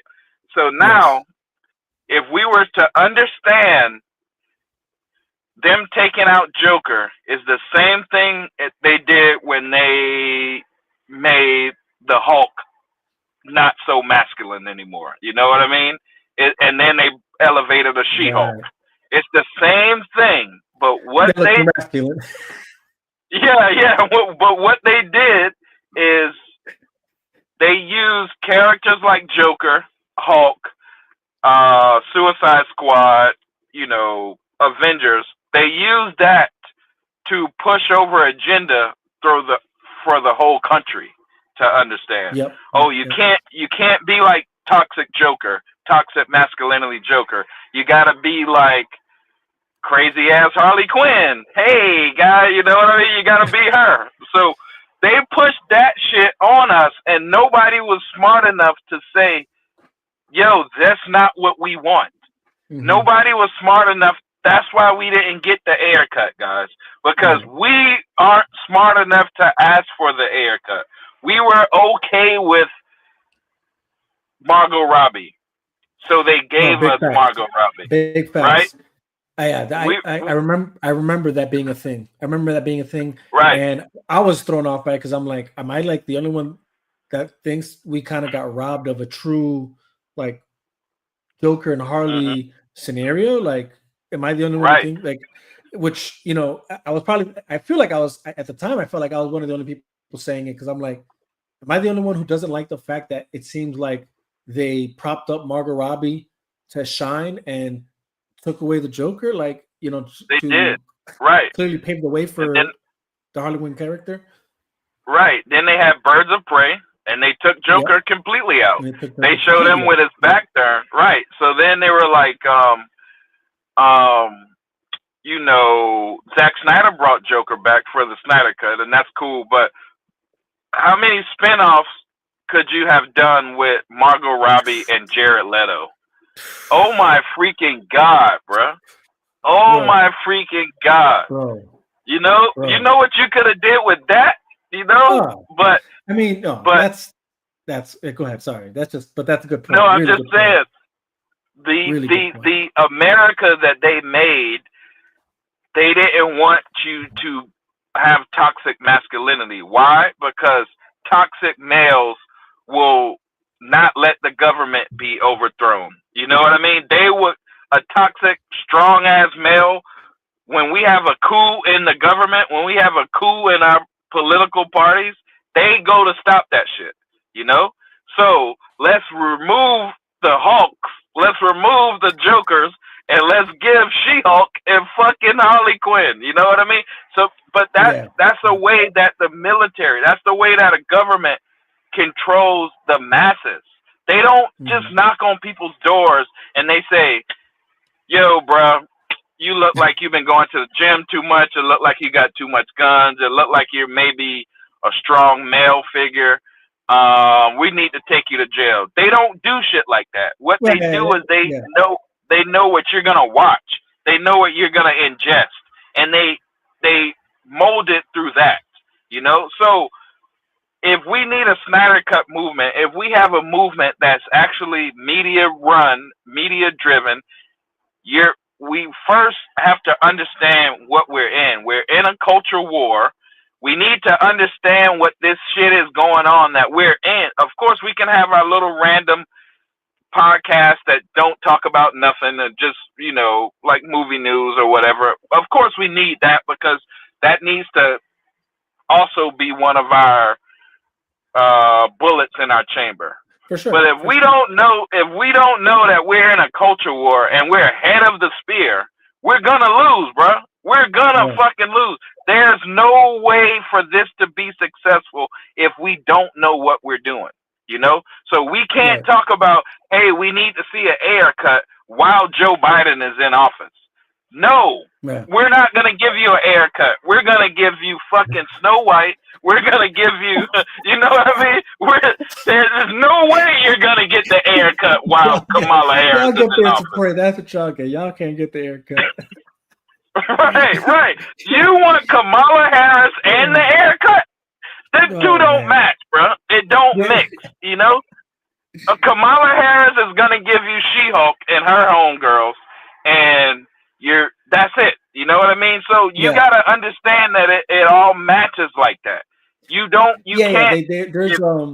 There's to think that there is no interwovenness between no symmetry, things, right? Yeah, then you don't get it. It's not, again, it's like we said earlier, it's not that there's like the entirety is all that, but if you think that these things don't cross with each other, then you're missing the big picture. Like you're or you're choosing to be ignorant of the fact, just really and truly, or you're just bought into that ideology, and that's why you don't mind if that's what you get, which obviously does exist too, because obviously there are people that are okay with with the status quo of what we've gotten.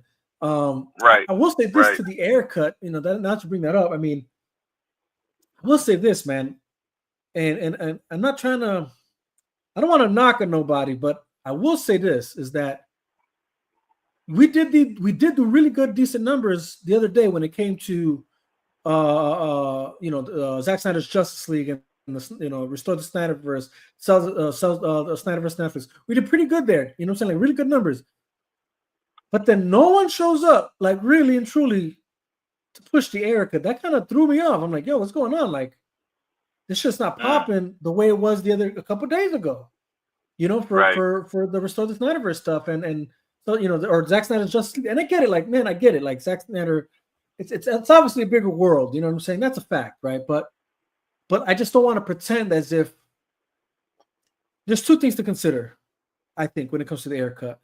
Is that one, it is a part of the Snyderverse, right? Like David Ayer's on record saying like he made a movie that was designed to fit with the world that Zack had already created. So that's a fact.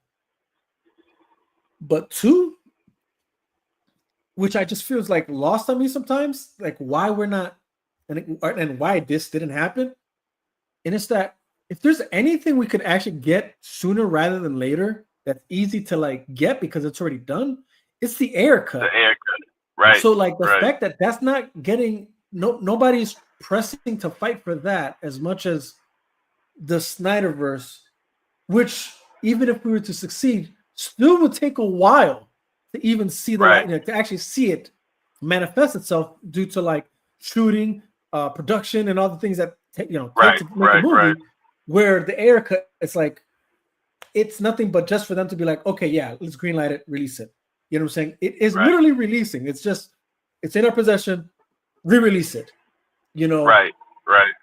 But the Snyderverse, it's not that. It's like we're asking them to reinvest into a universe, or at the very least, sell off rights and licenses to a universe that you don't have any business doing. So it's either sell it off because you have no business doing it, or can't you see that it's in your best interest to reinvest into an entire universe that you guys thought you guys were just going to throw away. Right. You know what I'm saying? So that's a bigger ask is what I'm trying to point out. And somehow that is making bigger numbers. Somehow, and not that I'm against it making bigger numbers. What I'm trying to point out is it should be making the same amount of numbers is what I'm trying to get at. If we saw whatever number was for this the Snyderverse stuff, we should have seen the same numbers for the air cut. Especially because again, it's the easier ask. That's not really asking from us. It's just release it. You know what I'm saying? Like you don't got to make a whole film. You don't have to hire actors. You don't have to pay nobody really to come back. You just got to release it. So I don't know. I was kind of thrown off by that, and I will say, hold on, these guys are in the chat. I know they're kind of they're commenting on it. Okay, Marcus said facts for sure. Snyder Queen, she said, "Yep, air cut event struggle. We got to about 11,000 last event. Yeah, see, and like I said, the Snyderverse did a whole lot more than 11,000. Air has some blame for that, torpedoing events. Okay, yeah, I'll say this to that. I get what I've heard that one before, and I get it. I do. Believe it or not, there were some issues in the beginning of the Snyder Cut movement where it wasn't like Zack Snyder was fully aware of what we were doing. You know what I mean? That took a while for him to finally become aware that there's a movement that wants his movies to come out. And it wasn't like he was helping us promote anything. We did all the promoting ourselves, like of what we were asking for. We put numbers ourselves. Now, all he did from time to time, and again, not even to help the movement or because he was aware, but just because he's a fan of or because he realized there's fans that, you know, obviously loved his work, whatever, he would post things, you know.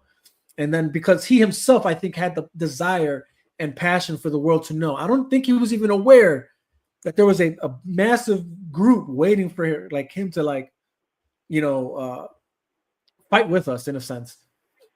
But he would like share things, you know, and not it's not like he was tagging us or like he would just share things or, you know, without knowing we really existed, and then we would just capitalize and share.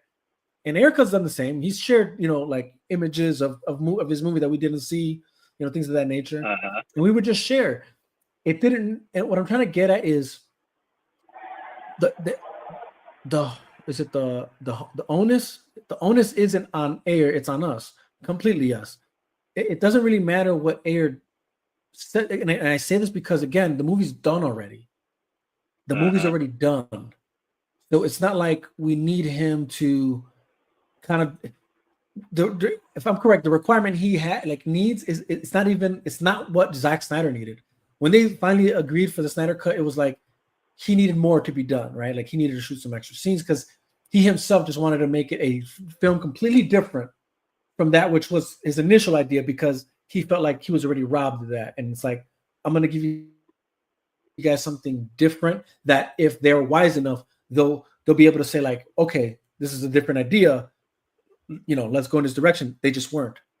What I'm trying to say is all we got to really ask is just keep fighting for the Ayer cut, because again, it's already done. And really David Ayer has nothing to really say or do with it. But now, yeah, would it help if he was more gung-ho and, you know, more on our level with things and, you know, having the same type of engagement Zach eventually did have with us when it came to these things? For sure. No denying that. But when Zach did that, that's when we actually started seeing higher numbers. You know what I mean? We were already reaching decent numbers, like the numbers we're seeing right now, without Zach really interacting with us or engaging with us. Now, once he started doing that, once he got like Jason Momoa on board and all the, you know, the rest of the league members, I guess you could say, then yeah, like we started getting a lot of traction, more bigger numbers. Everybody's now realizing how much Gordon Ho we can be about it. And again, I just don't want to pretend like like David Ayer hasn't done that, or even you know, actors from that film have also like, you know, like what's his name, Hernandez, the guy who plays the fire Diablo. dude. Yeah, the fire Diablo. Yeah. You know, he's posted some things, and other members have stated things. I think the taboo eventually became like, for maybe actors, like, yo, we gotta.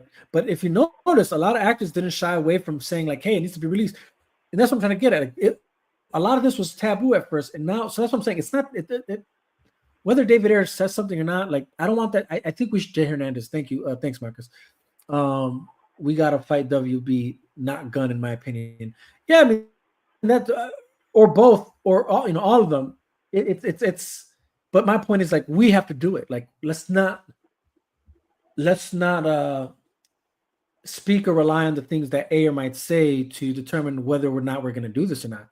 Do you want to, as a fan, do you not want to see it or not? You know, I think it's that simple, and I think we all do. Like we all know what it's going to offer us. We all know what it's going to bring to the table. We know it's part of the Snyder canon, you know, and it would be nice to see his true vision shown, you know, because we all know how good David Ayer's movies are, you know what I'm saying? When he can cook. So I don't know. I just felt like you know what we need, bro? Yeah. What's that? We need new leadership, bro, in this movement. And I'm gonna recommend some people for the movement through your show. We need people that get it.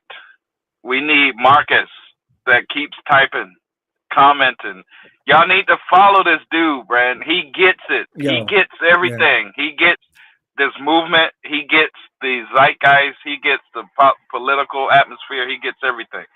For sure, we need to follow you more. You know, we need to pump your podcast more. And I'm glad that I see all these people in the chat, because these are some big names that's commenting, and I hope y'all retweet this shit. I hope y'all share this shit, you know, and I hope y'all pump Vegas shit more. We need people to like Lethal Geeks the other day. Some dude who was on who does a podcast with Campia. I can't even remember his name, but he did. Yeah, he's on the podcast with Campy. I can't remember his name, but he dissed Lethal Geeks the other day, and you know, because they were saying they don't want to watch the Superman movie or they're gonna boycott it or whatever. And people are gonna let that ride, but a few of us that's here right now and in the chat room, we went, yeah, R&B. I still don't know what his name is. This is R&B or something. But yeah, we would have defended the Lethal Geeks, but we all got to do that. That's what I'm trying to say. Back in the day when we were doing this, blue checks used to come at us all the time, but very few people defended, you know, us against the blue checks because they thought the blue checks had some kind of fucking, you know, clout over them. You know, no. Right. They thought they had the force, bro. We got the force. We can't let nobody talk shit about our people. You know, like Lethal Geeks has just got Green Lantern on their show. So they're obviously, you know, we gotta pump them boys. We gotta get behind them. You know, these people that's, you know, just out for clout or whatever, let them die off. We gotta pump people that's helping us. And when people come out and like R&B or whoever, they talk shit to one of us, we gotta jump on that bitch. You know what I mean? That shit might go viral. You know what I mean? If it's enough, Snyder Queen, us, you, Marcus, Mr. J, all of us. You know, if enough of us hit R&B, Campia might jump in. We hit his ass too. You know what I mean? That might go viral. Sure. You know, we gotta protect each other. You know, I would say this. I would say like it's protect and participate because because even when it came to like I'm glad you actually brought up our whatever his name is, Robert Burnett, whatever. Bobby, I'm just gonna call him Bobby. You know, when it came to Bobby, he posted some quasi goofy comment. To a certain degree, I get what he's saying, but it's like, don't be afraid to challenge. Is my whole point, right? Right. So like, facts. It's not necessarily that you have to. I'm not saying you have to. I would say it's not that you have to come at him in a sense of like just roast his ass. I mean, that could be fun too. I get it for sure. You know, and you know what? There's room for those who want to do that. Like, you know, hey, go at it, sure. But it's challenge what's being said. You know what I'm saying? Like, actually participate, because those moments is an opportunity to actually bring common sense to what's being said, right? So the dude mentioned something about like, oh, I don't understand the boycotting of Superman. Why don't you go boycott the fact that 60% of Americans can't read? Hey, you're right. That's all. You're right. You're right. We'll do that another time. You know? But I took his same rhetoric, is my whole point, and I challenged it, right? Like, okay, so overall, you're concerned with education. Okay. You feel education should take priority to entertainment. Okay. I'm behind you on that. But if that's what we're talking about, what films have educated more? Zack Snyder's films in the DC or James Gunn's films in any time? Facts. Nolan's films. Right. David Ayer's film. Todd Phillips films. Those are DC movies, DC characters that actually educated. They were a higher sense of substance that actually fed you something. You want to talk about education, then yeah, maybe that is a reason to boycott some goofy Superman movie that James Gunn's about to put out. Right. You know? Right. Because the track record of Gunn up to this point has not shown me he's capable of that type of film. Sorry. It's all goofy shit, right? Yeah. His most serious movie that I've ever watched was Brightburn, and I actually do like that film. But even that film is not. It's not a movie that pushes or that provokes thought to political constructs or philosophical constructs or anything of that nature. It's dark, but it's just entertainment. Where on the other hand, I'll argue when I watch the Dark Knight trilogy, when I watch Man of Steel, when I watch BVS, when I watch Zack Snyder's Justice League, when I watch Todd Phillips' Joker, those films provoke me to think about things, philosophically, politically, theologically, culturally. Culturally, it educates me on something. Socially, yeah, you know what I'm saying? So if education is your priority, you might want to consider actually protesting against, boycotting, Superman and actually fighting for directors that actually can bring some kind of nuance to this IP, And so that was my approach. You know what I'm saying? Like it doesn't necessarily have to be that you attack somebody, but if you are going to attack with common sense, use the argument against them.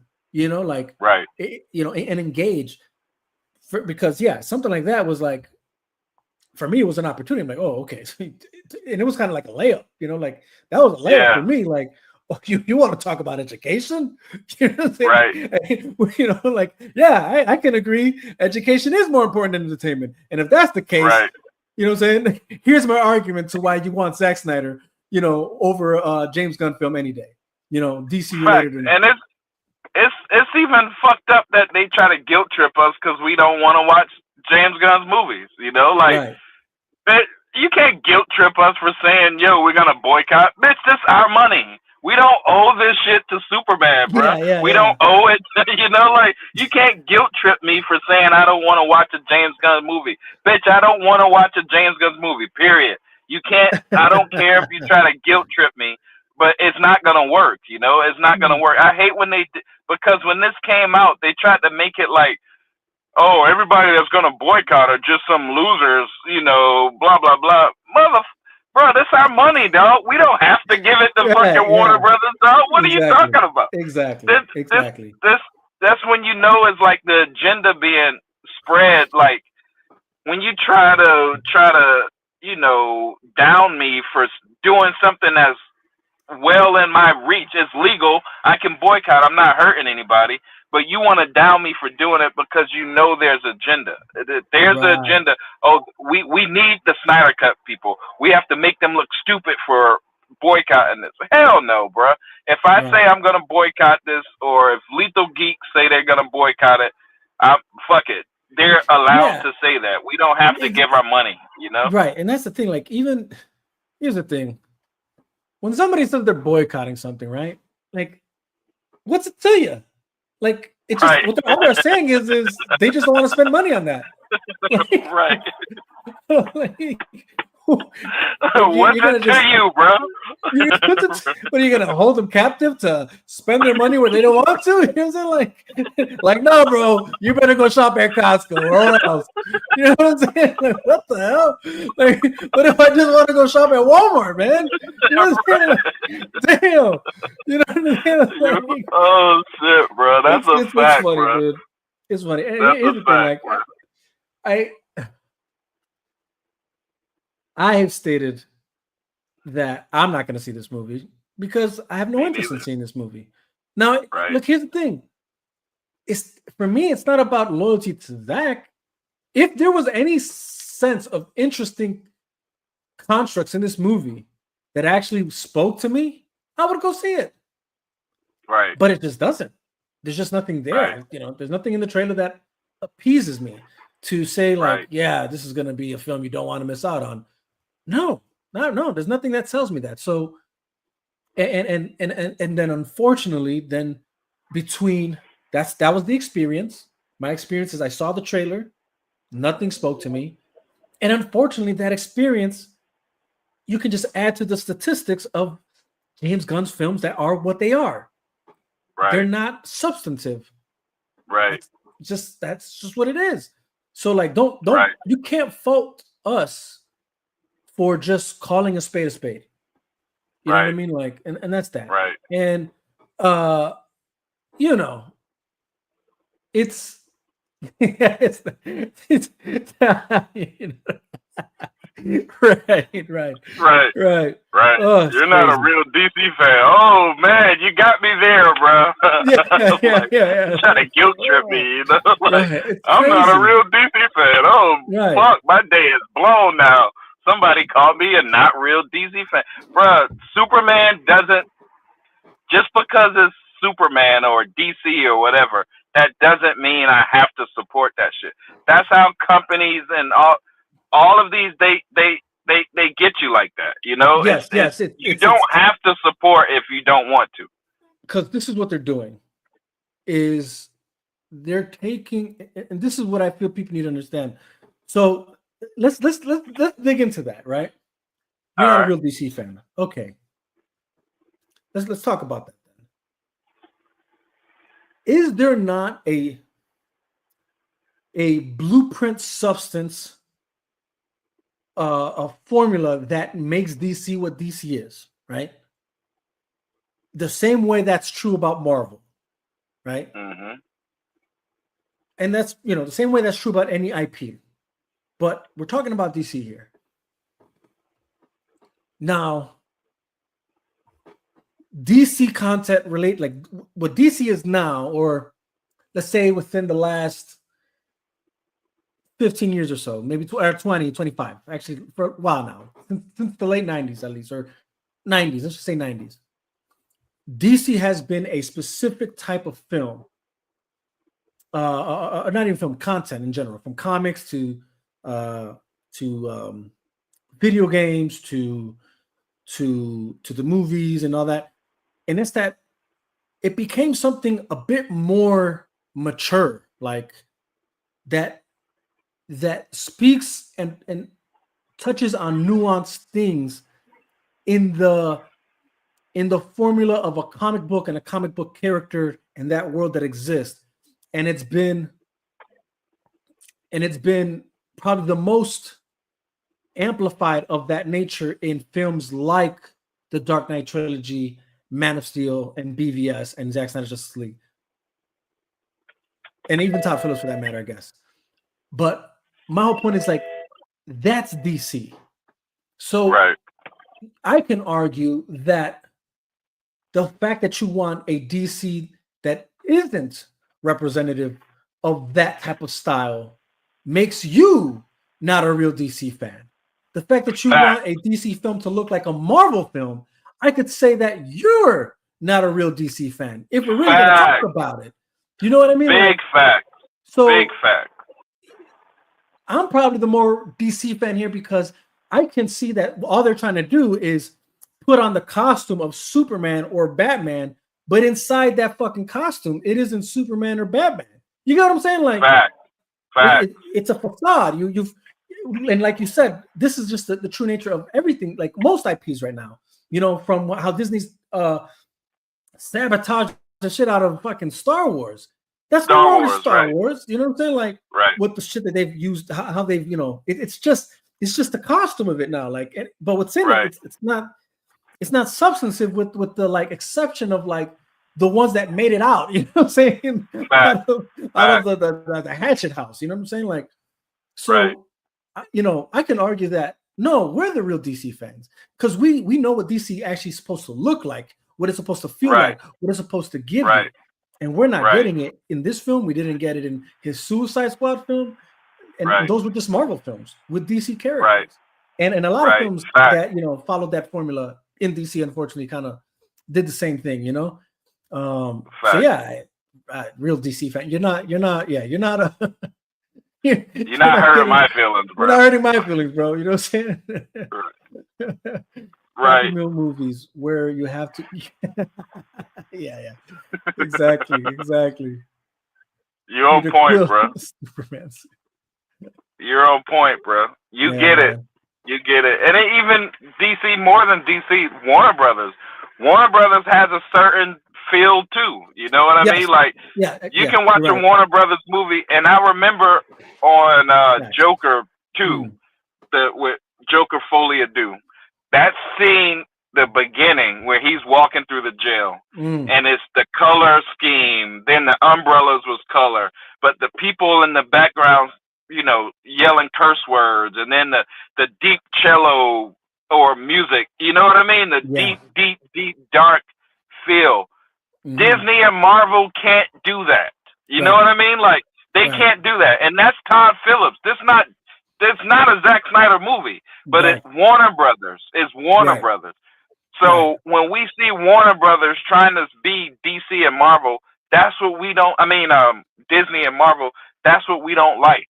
Because if we wanted to see that, we could just go watch a Marvel film. Yeah. Right. We come to DC and Warner Brothers because Warner Brothers has that style, and it fits perfectly with Batman, because that's Batman style also. You know, that's Justice League style. So if we could see a Ben Affleck movie, Ben Affleck is old Batman, he could direct it. It wouldn't be a Zack Snyder movie, but it'll still fit that style that we like. So when they say shit like that, it's like what you just said was so perfect, because you can say you're more of a DC fan because you don't want your shit to look just like Marvel. You're more of a DC fan. You know what I mean? Like, you know, or that's to anything. You have brand loyalty, bro. People do have brand loyalty, but if that brand is now trying to be somebody who they're not, our loyalty, we don't owe you that loyalty. You know, if you come back and show us that you're doing something we like, then we can spend our money with you. But if you're just shitting on us, we can shit on you too. It's within our natural means of shit to do, you know? Right. Yeah, no, 100%. I mean, it goes back to kind of what I said earlier. Like,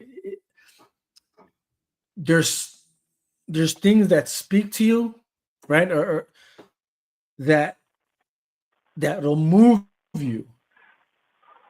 But so I'm loyal to that. I'm loyal to the concept of that art, of that genre of art that you guys have submitted for the longest time. And I'm glad you actually did say the Warner Brothers umbrella, because you're right. It's not just about DC. It's that Warner Brothers had a niche that they dominated. You know what I'm saying? Like that you can count on. Like, man, this is going to smack. You know what I'm saying? And then it just happened that, like, then when it came to the DC films, and like, and that together was just like, it was a match made in heaven, you know, because it's like, man, you knew you were going to get that type of film. Now, again, I'm loyal to that though. Like, I'm loyal to the, you know, the substance. In the same way, going back to what I said earlier, I'm not loyal to political party. I'm loyal to the substance that matters to me. And whatever party is closest to it, that's where I'm going. You know what I'm saying? And in the same manner, when it comes to these movies, there's a substance that draws me, that I will pay for, you know, time and time again, because that's what I love. But the moment you don't give me that, I'm not loyal to that. I don't owe you my money. Anything. I don't owe you my money. I work hard for this money. You know, like I don't. It's not like, oh, Warner Brothers, man, they gave me so many years of good films. I don't care what they put out now. They'll have my money forever. Like, here, take my money. Right here, take my money. You know what I'm saying? Like, hell man. No, it's like, you got to bring it. You got to bring what I like. You got to bring what you guys were good at for so many years. The moment you guys falter, then the moment you guys sell out to that which, you know, you guys could do, and it's still baffling to this day just to think how they, you know, did what they did with the Zack Snyder film, you know, like, or that the whole sequence of events. It's still kind of mind-boggling. Like, holy cow! Like, but you know, I guess I guess the Lex Luthor line is true. You know, there's no such thing. There's no such thing. I don't know. I say there's what does it say? You can either be all good, you could be all powerful. Right. I forget what he's something like that. You know, I know what line you're talking about, right? I know which one you're talking about. But if that was not good enough, then it'd be the Superman line where it's like nothing stays good in this world, I guess, you know. Right. So right. It is what it is. But yeah, that's you. I'm glad you mentioned the Warner Brothers thing because you're right. It wasn't just DC. It was that whole brand that used to give you those type of films. It like very there's like a word I'm looking for. Like massive auteur driven. You know what I'm saying? Like right. It's gonna really depict a sense of vision and tone from the director they hired. You know, you know, and that's and not being afraid of, you know, certain things like, oh, you know, like, oh, we can't show that, which is just, it's kind of it was a weird, and that's kind of a weird medium, like if I'm going to say, because it's like, or not medium, but that was a weird thing happening there, right? Because for the longest time, movies, and interestingly enough, even within the same wheelhouse of like HBO, let's say, right? Movies and shows from that wheelhouse kept getting a little bit more non-censored, let's just say, right? Like they would just show everything, you know what I'm saying? Like, we go, matter of fact, let's go show some titties. We go show right. You know what I'm saying? Like we're gonna show some, you know, other stuff, and we're gonna show some anything. Right. You know what I'm saying? And but then we're gonna see deaths crazy. We're gonna see decapitations. We're gonna see balls being smashed. You know, it was very, you know, non-censored, gritty type of stuff, right? And then for there to all of a sudden be this concern about, oh, it's too dark for this type of wheelhouse, that was just what that seemed weird to me. I'm like, wait, what? You guys are constantly pushing the envelope on like how much you can show in your content, you know? And that's kind of actually been your bread and butter.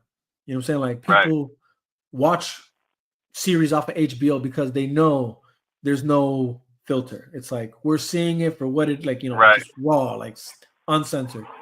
You know, and look at the Penguin movies. And the Penguin, it was great. It was dark as hell, though. You know what I mean? It was, and everyone liked it. You know, and that's what DC. When I watched the Penguin series, bro, I told my whole family, I was like, "Yo, y'all gotta watch this shit." My mom was watching that shit. You know, the Penguin series was so fucking good. But that's like peak DC Warner Brothers. You know what I mean? That's peak DC right there. Yeah, for sure. And I would argue, and this is what I would argue, is that it's not even that it's not that it's dark that makes it good. It's that it's true that makes it good. You know what I'm saying? Like, because it's dark is why it's true. Because it's showing you the true sense of what the tone of that world is supposed to be. You know what I'm saying? So you draw to the trueness of that darkness that exists in that story that's being told, because it's like that's true. Where if it wasn't true to the nature of something, then you could call it out and be like, that just didn't fit. It doesn't mesh. But in that same way, that it's but unfortunately, you'll find it that it's more true that darkness is more evident in almost, you know, in every kind of phase of something or spectrum of something, right? Where light is more, and what I mean by that is that we are not. This is going kind of deep, I guess, but we're a fallen, you know what I'm saying,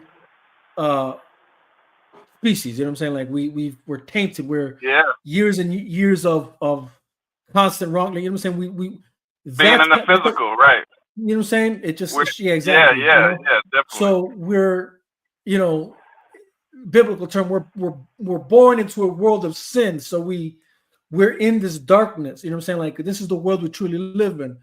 So it's more relatable when you see that darkness shown in its true form in film, even if there's a light story there, because that is also the true nature of our existence, is that there is a light constantly confronting that darkness. There is that good that constantly confronts that evil. There's that, you know what I mean? Like there is that warfare constantly happening, which is why BVS is probably one of the best, the best films ever, comic book and just ever any movie, is because it is a direct depiction of that, you know, in many forms.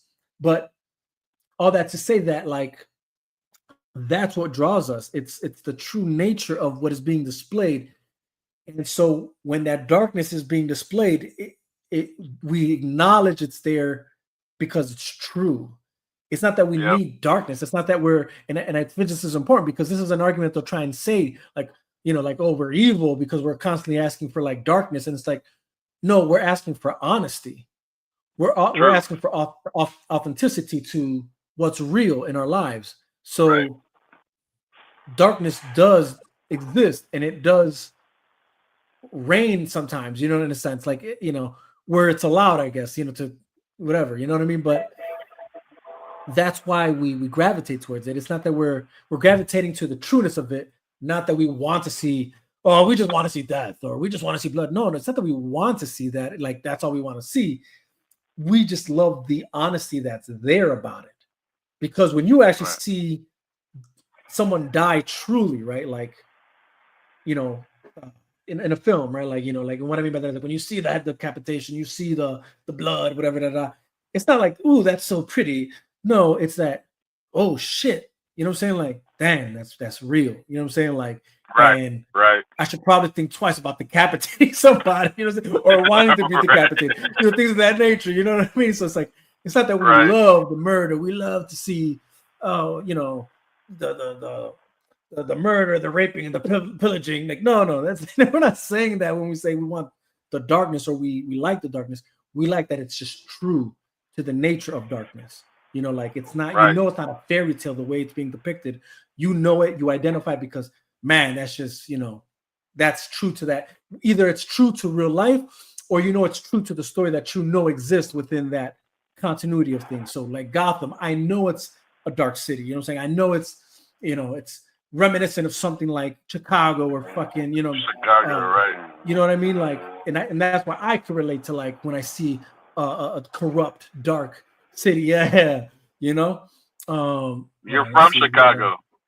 You already know. Yeah, boy. That's the line I was trying to say earlier.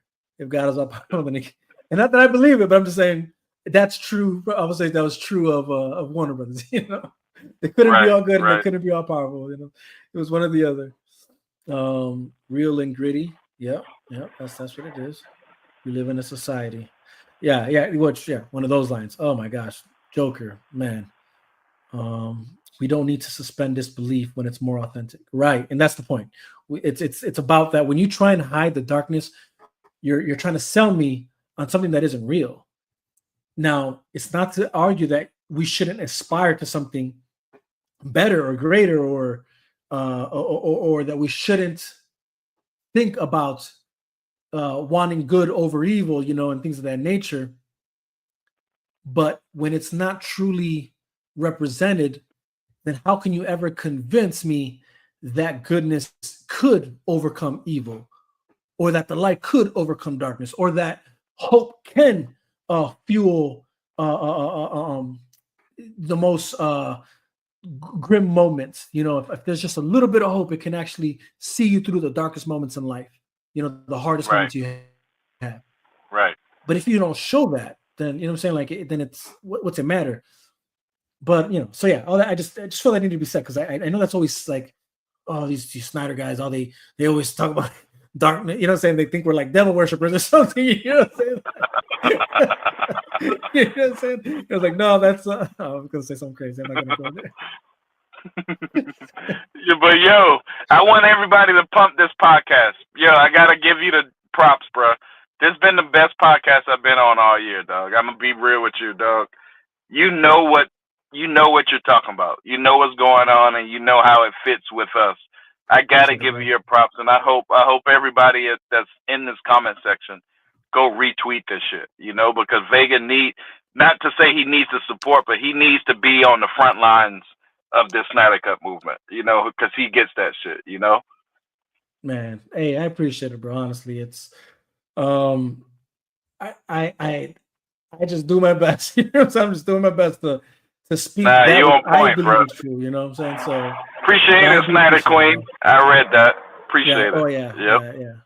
Yeah. Yep. Appreciate it. Yes. Yes. Yes. And y'all I come mean, on Vegas show. Chop and Shop. yeah, Y'all come all on the the time. show, you know? Yeah. Let me know, man. DM me. I extend this invitation all the time.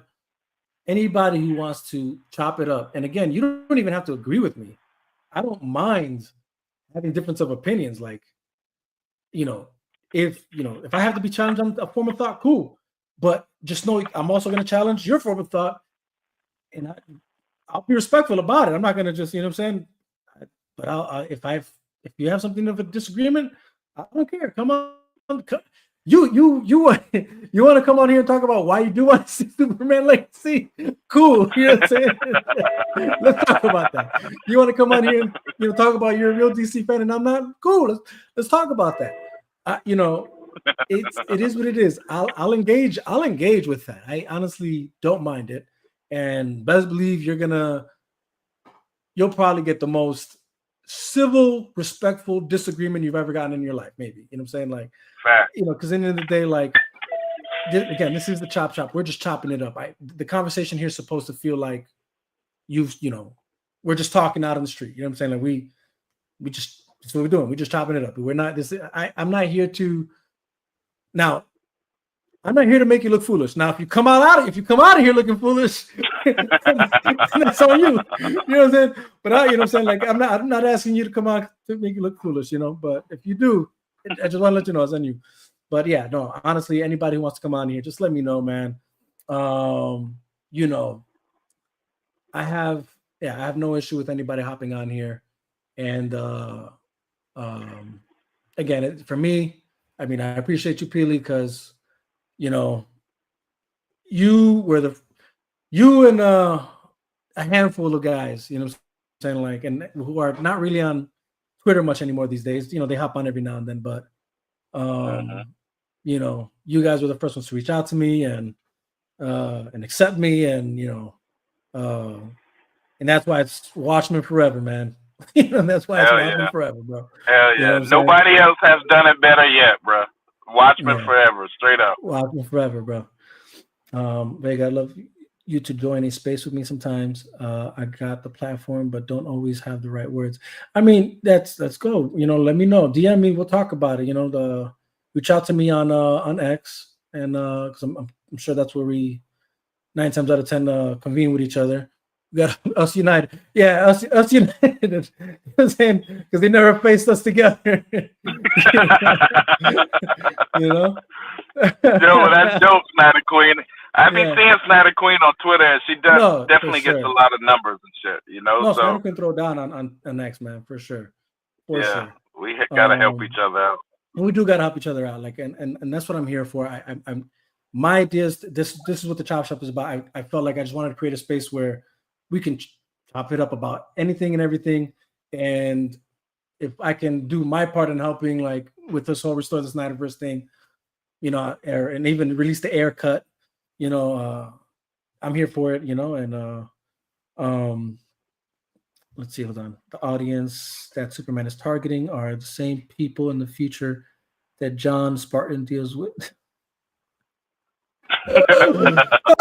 Yo, Marcus know every fucking movie ever made, bro. This fool is a movie genius, bro. Yeah, he does. No, I love Marcus, man. He has an extensive knowledge of films, for sure. Hell yeah, Marcus is the man. Yeah, for sure. That's hilarious. Demolition Man. That movie was the shit though back in the day. I'll tell you that much. Hell yeah. I want us to win, man. Yeah, no, same here.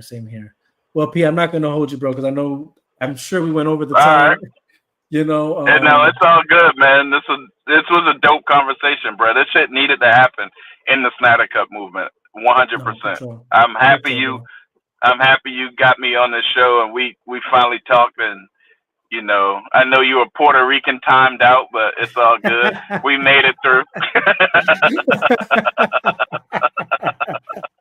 We made it through, bro. Hey, man. This wasn't no colored people time this time. Homeboy said 8 o'clock, 7 o'clock. This is Puerto Rican man time this time, bro. Exactly. Oh, shit. Well, I appreciate it, man. I appreciate it. We got to do this again, though, bro. We got to do this more often, dog. Definitely, bro.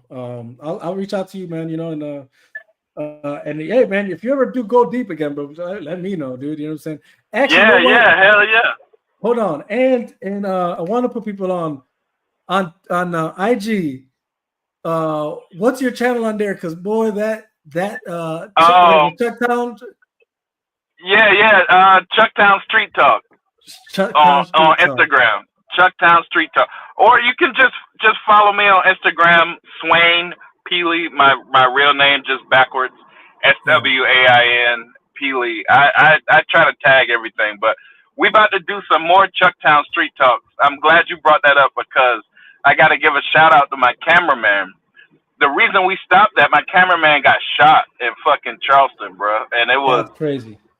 Yeah, he recovered though. He almost back 100%, but we didn't want to do it while it's in the cold because he was feeling a little ways like breathing and shit like that. So we about to bounce back out, and then we about to do some more Chucktown Street Talks. But I appreciate you bringing that up, dog.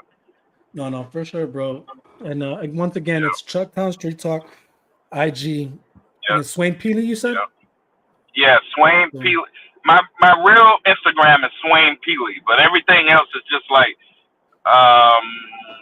little parts of me. So I have my photography page.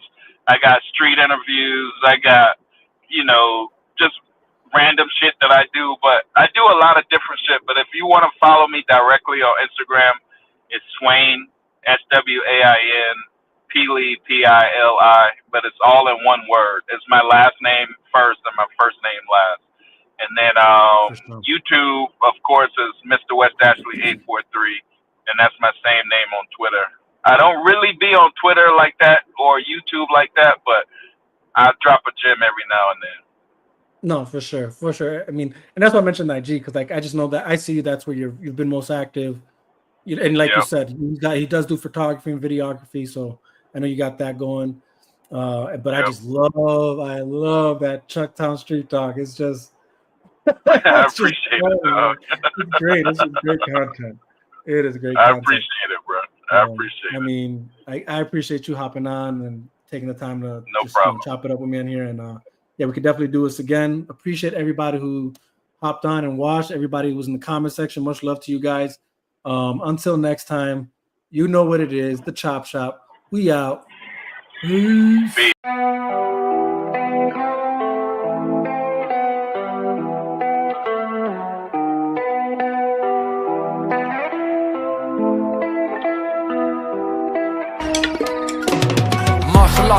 Karate, I bust you down like Itachi, cause you legitimately Hachi. Straight kamikaze, I'm talking dead bodies as I go straight brawly. Y'all niggas could hardly be me, I'm not part of the sea. I'm part of the sea like Moses. No psychosis or hocus pocus. I put importance to stay focused. Ignore all the BS on my timeline. I throw a lifeline for those thinking I ain't about mine. Hit you upside your head with a tie iron. Can't be your time if it's my time. The set to be patient, I'm patiently waiting. It's driving me crazy, cause lately the ops that I'm facing is basic and basically tragically hating. Anticipating my fall, they want it all for themselves. So I make the call, no need to stall. I go and get them all off of the shelf. I take affirmative action, I'm blasting and laughing of how you reacting to my satisfaction of cashing injections and Benjis and Wilsons, the life that you always imagined. Brother from the goal, yeah. If you ever see him go, it's Holocaust or Holy Ghost, overcome or overflow. Yeah. Either way, it's overdose. Watch you walk or comatose, penetrating to your soul. Tit for tat and toe for toe, pound for pound and blow for blow. You would never see me fold. Claiming that what you don't know, that is how you get exposed. Left for dead with bullet holes. Leave it alone. Promises all day.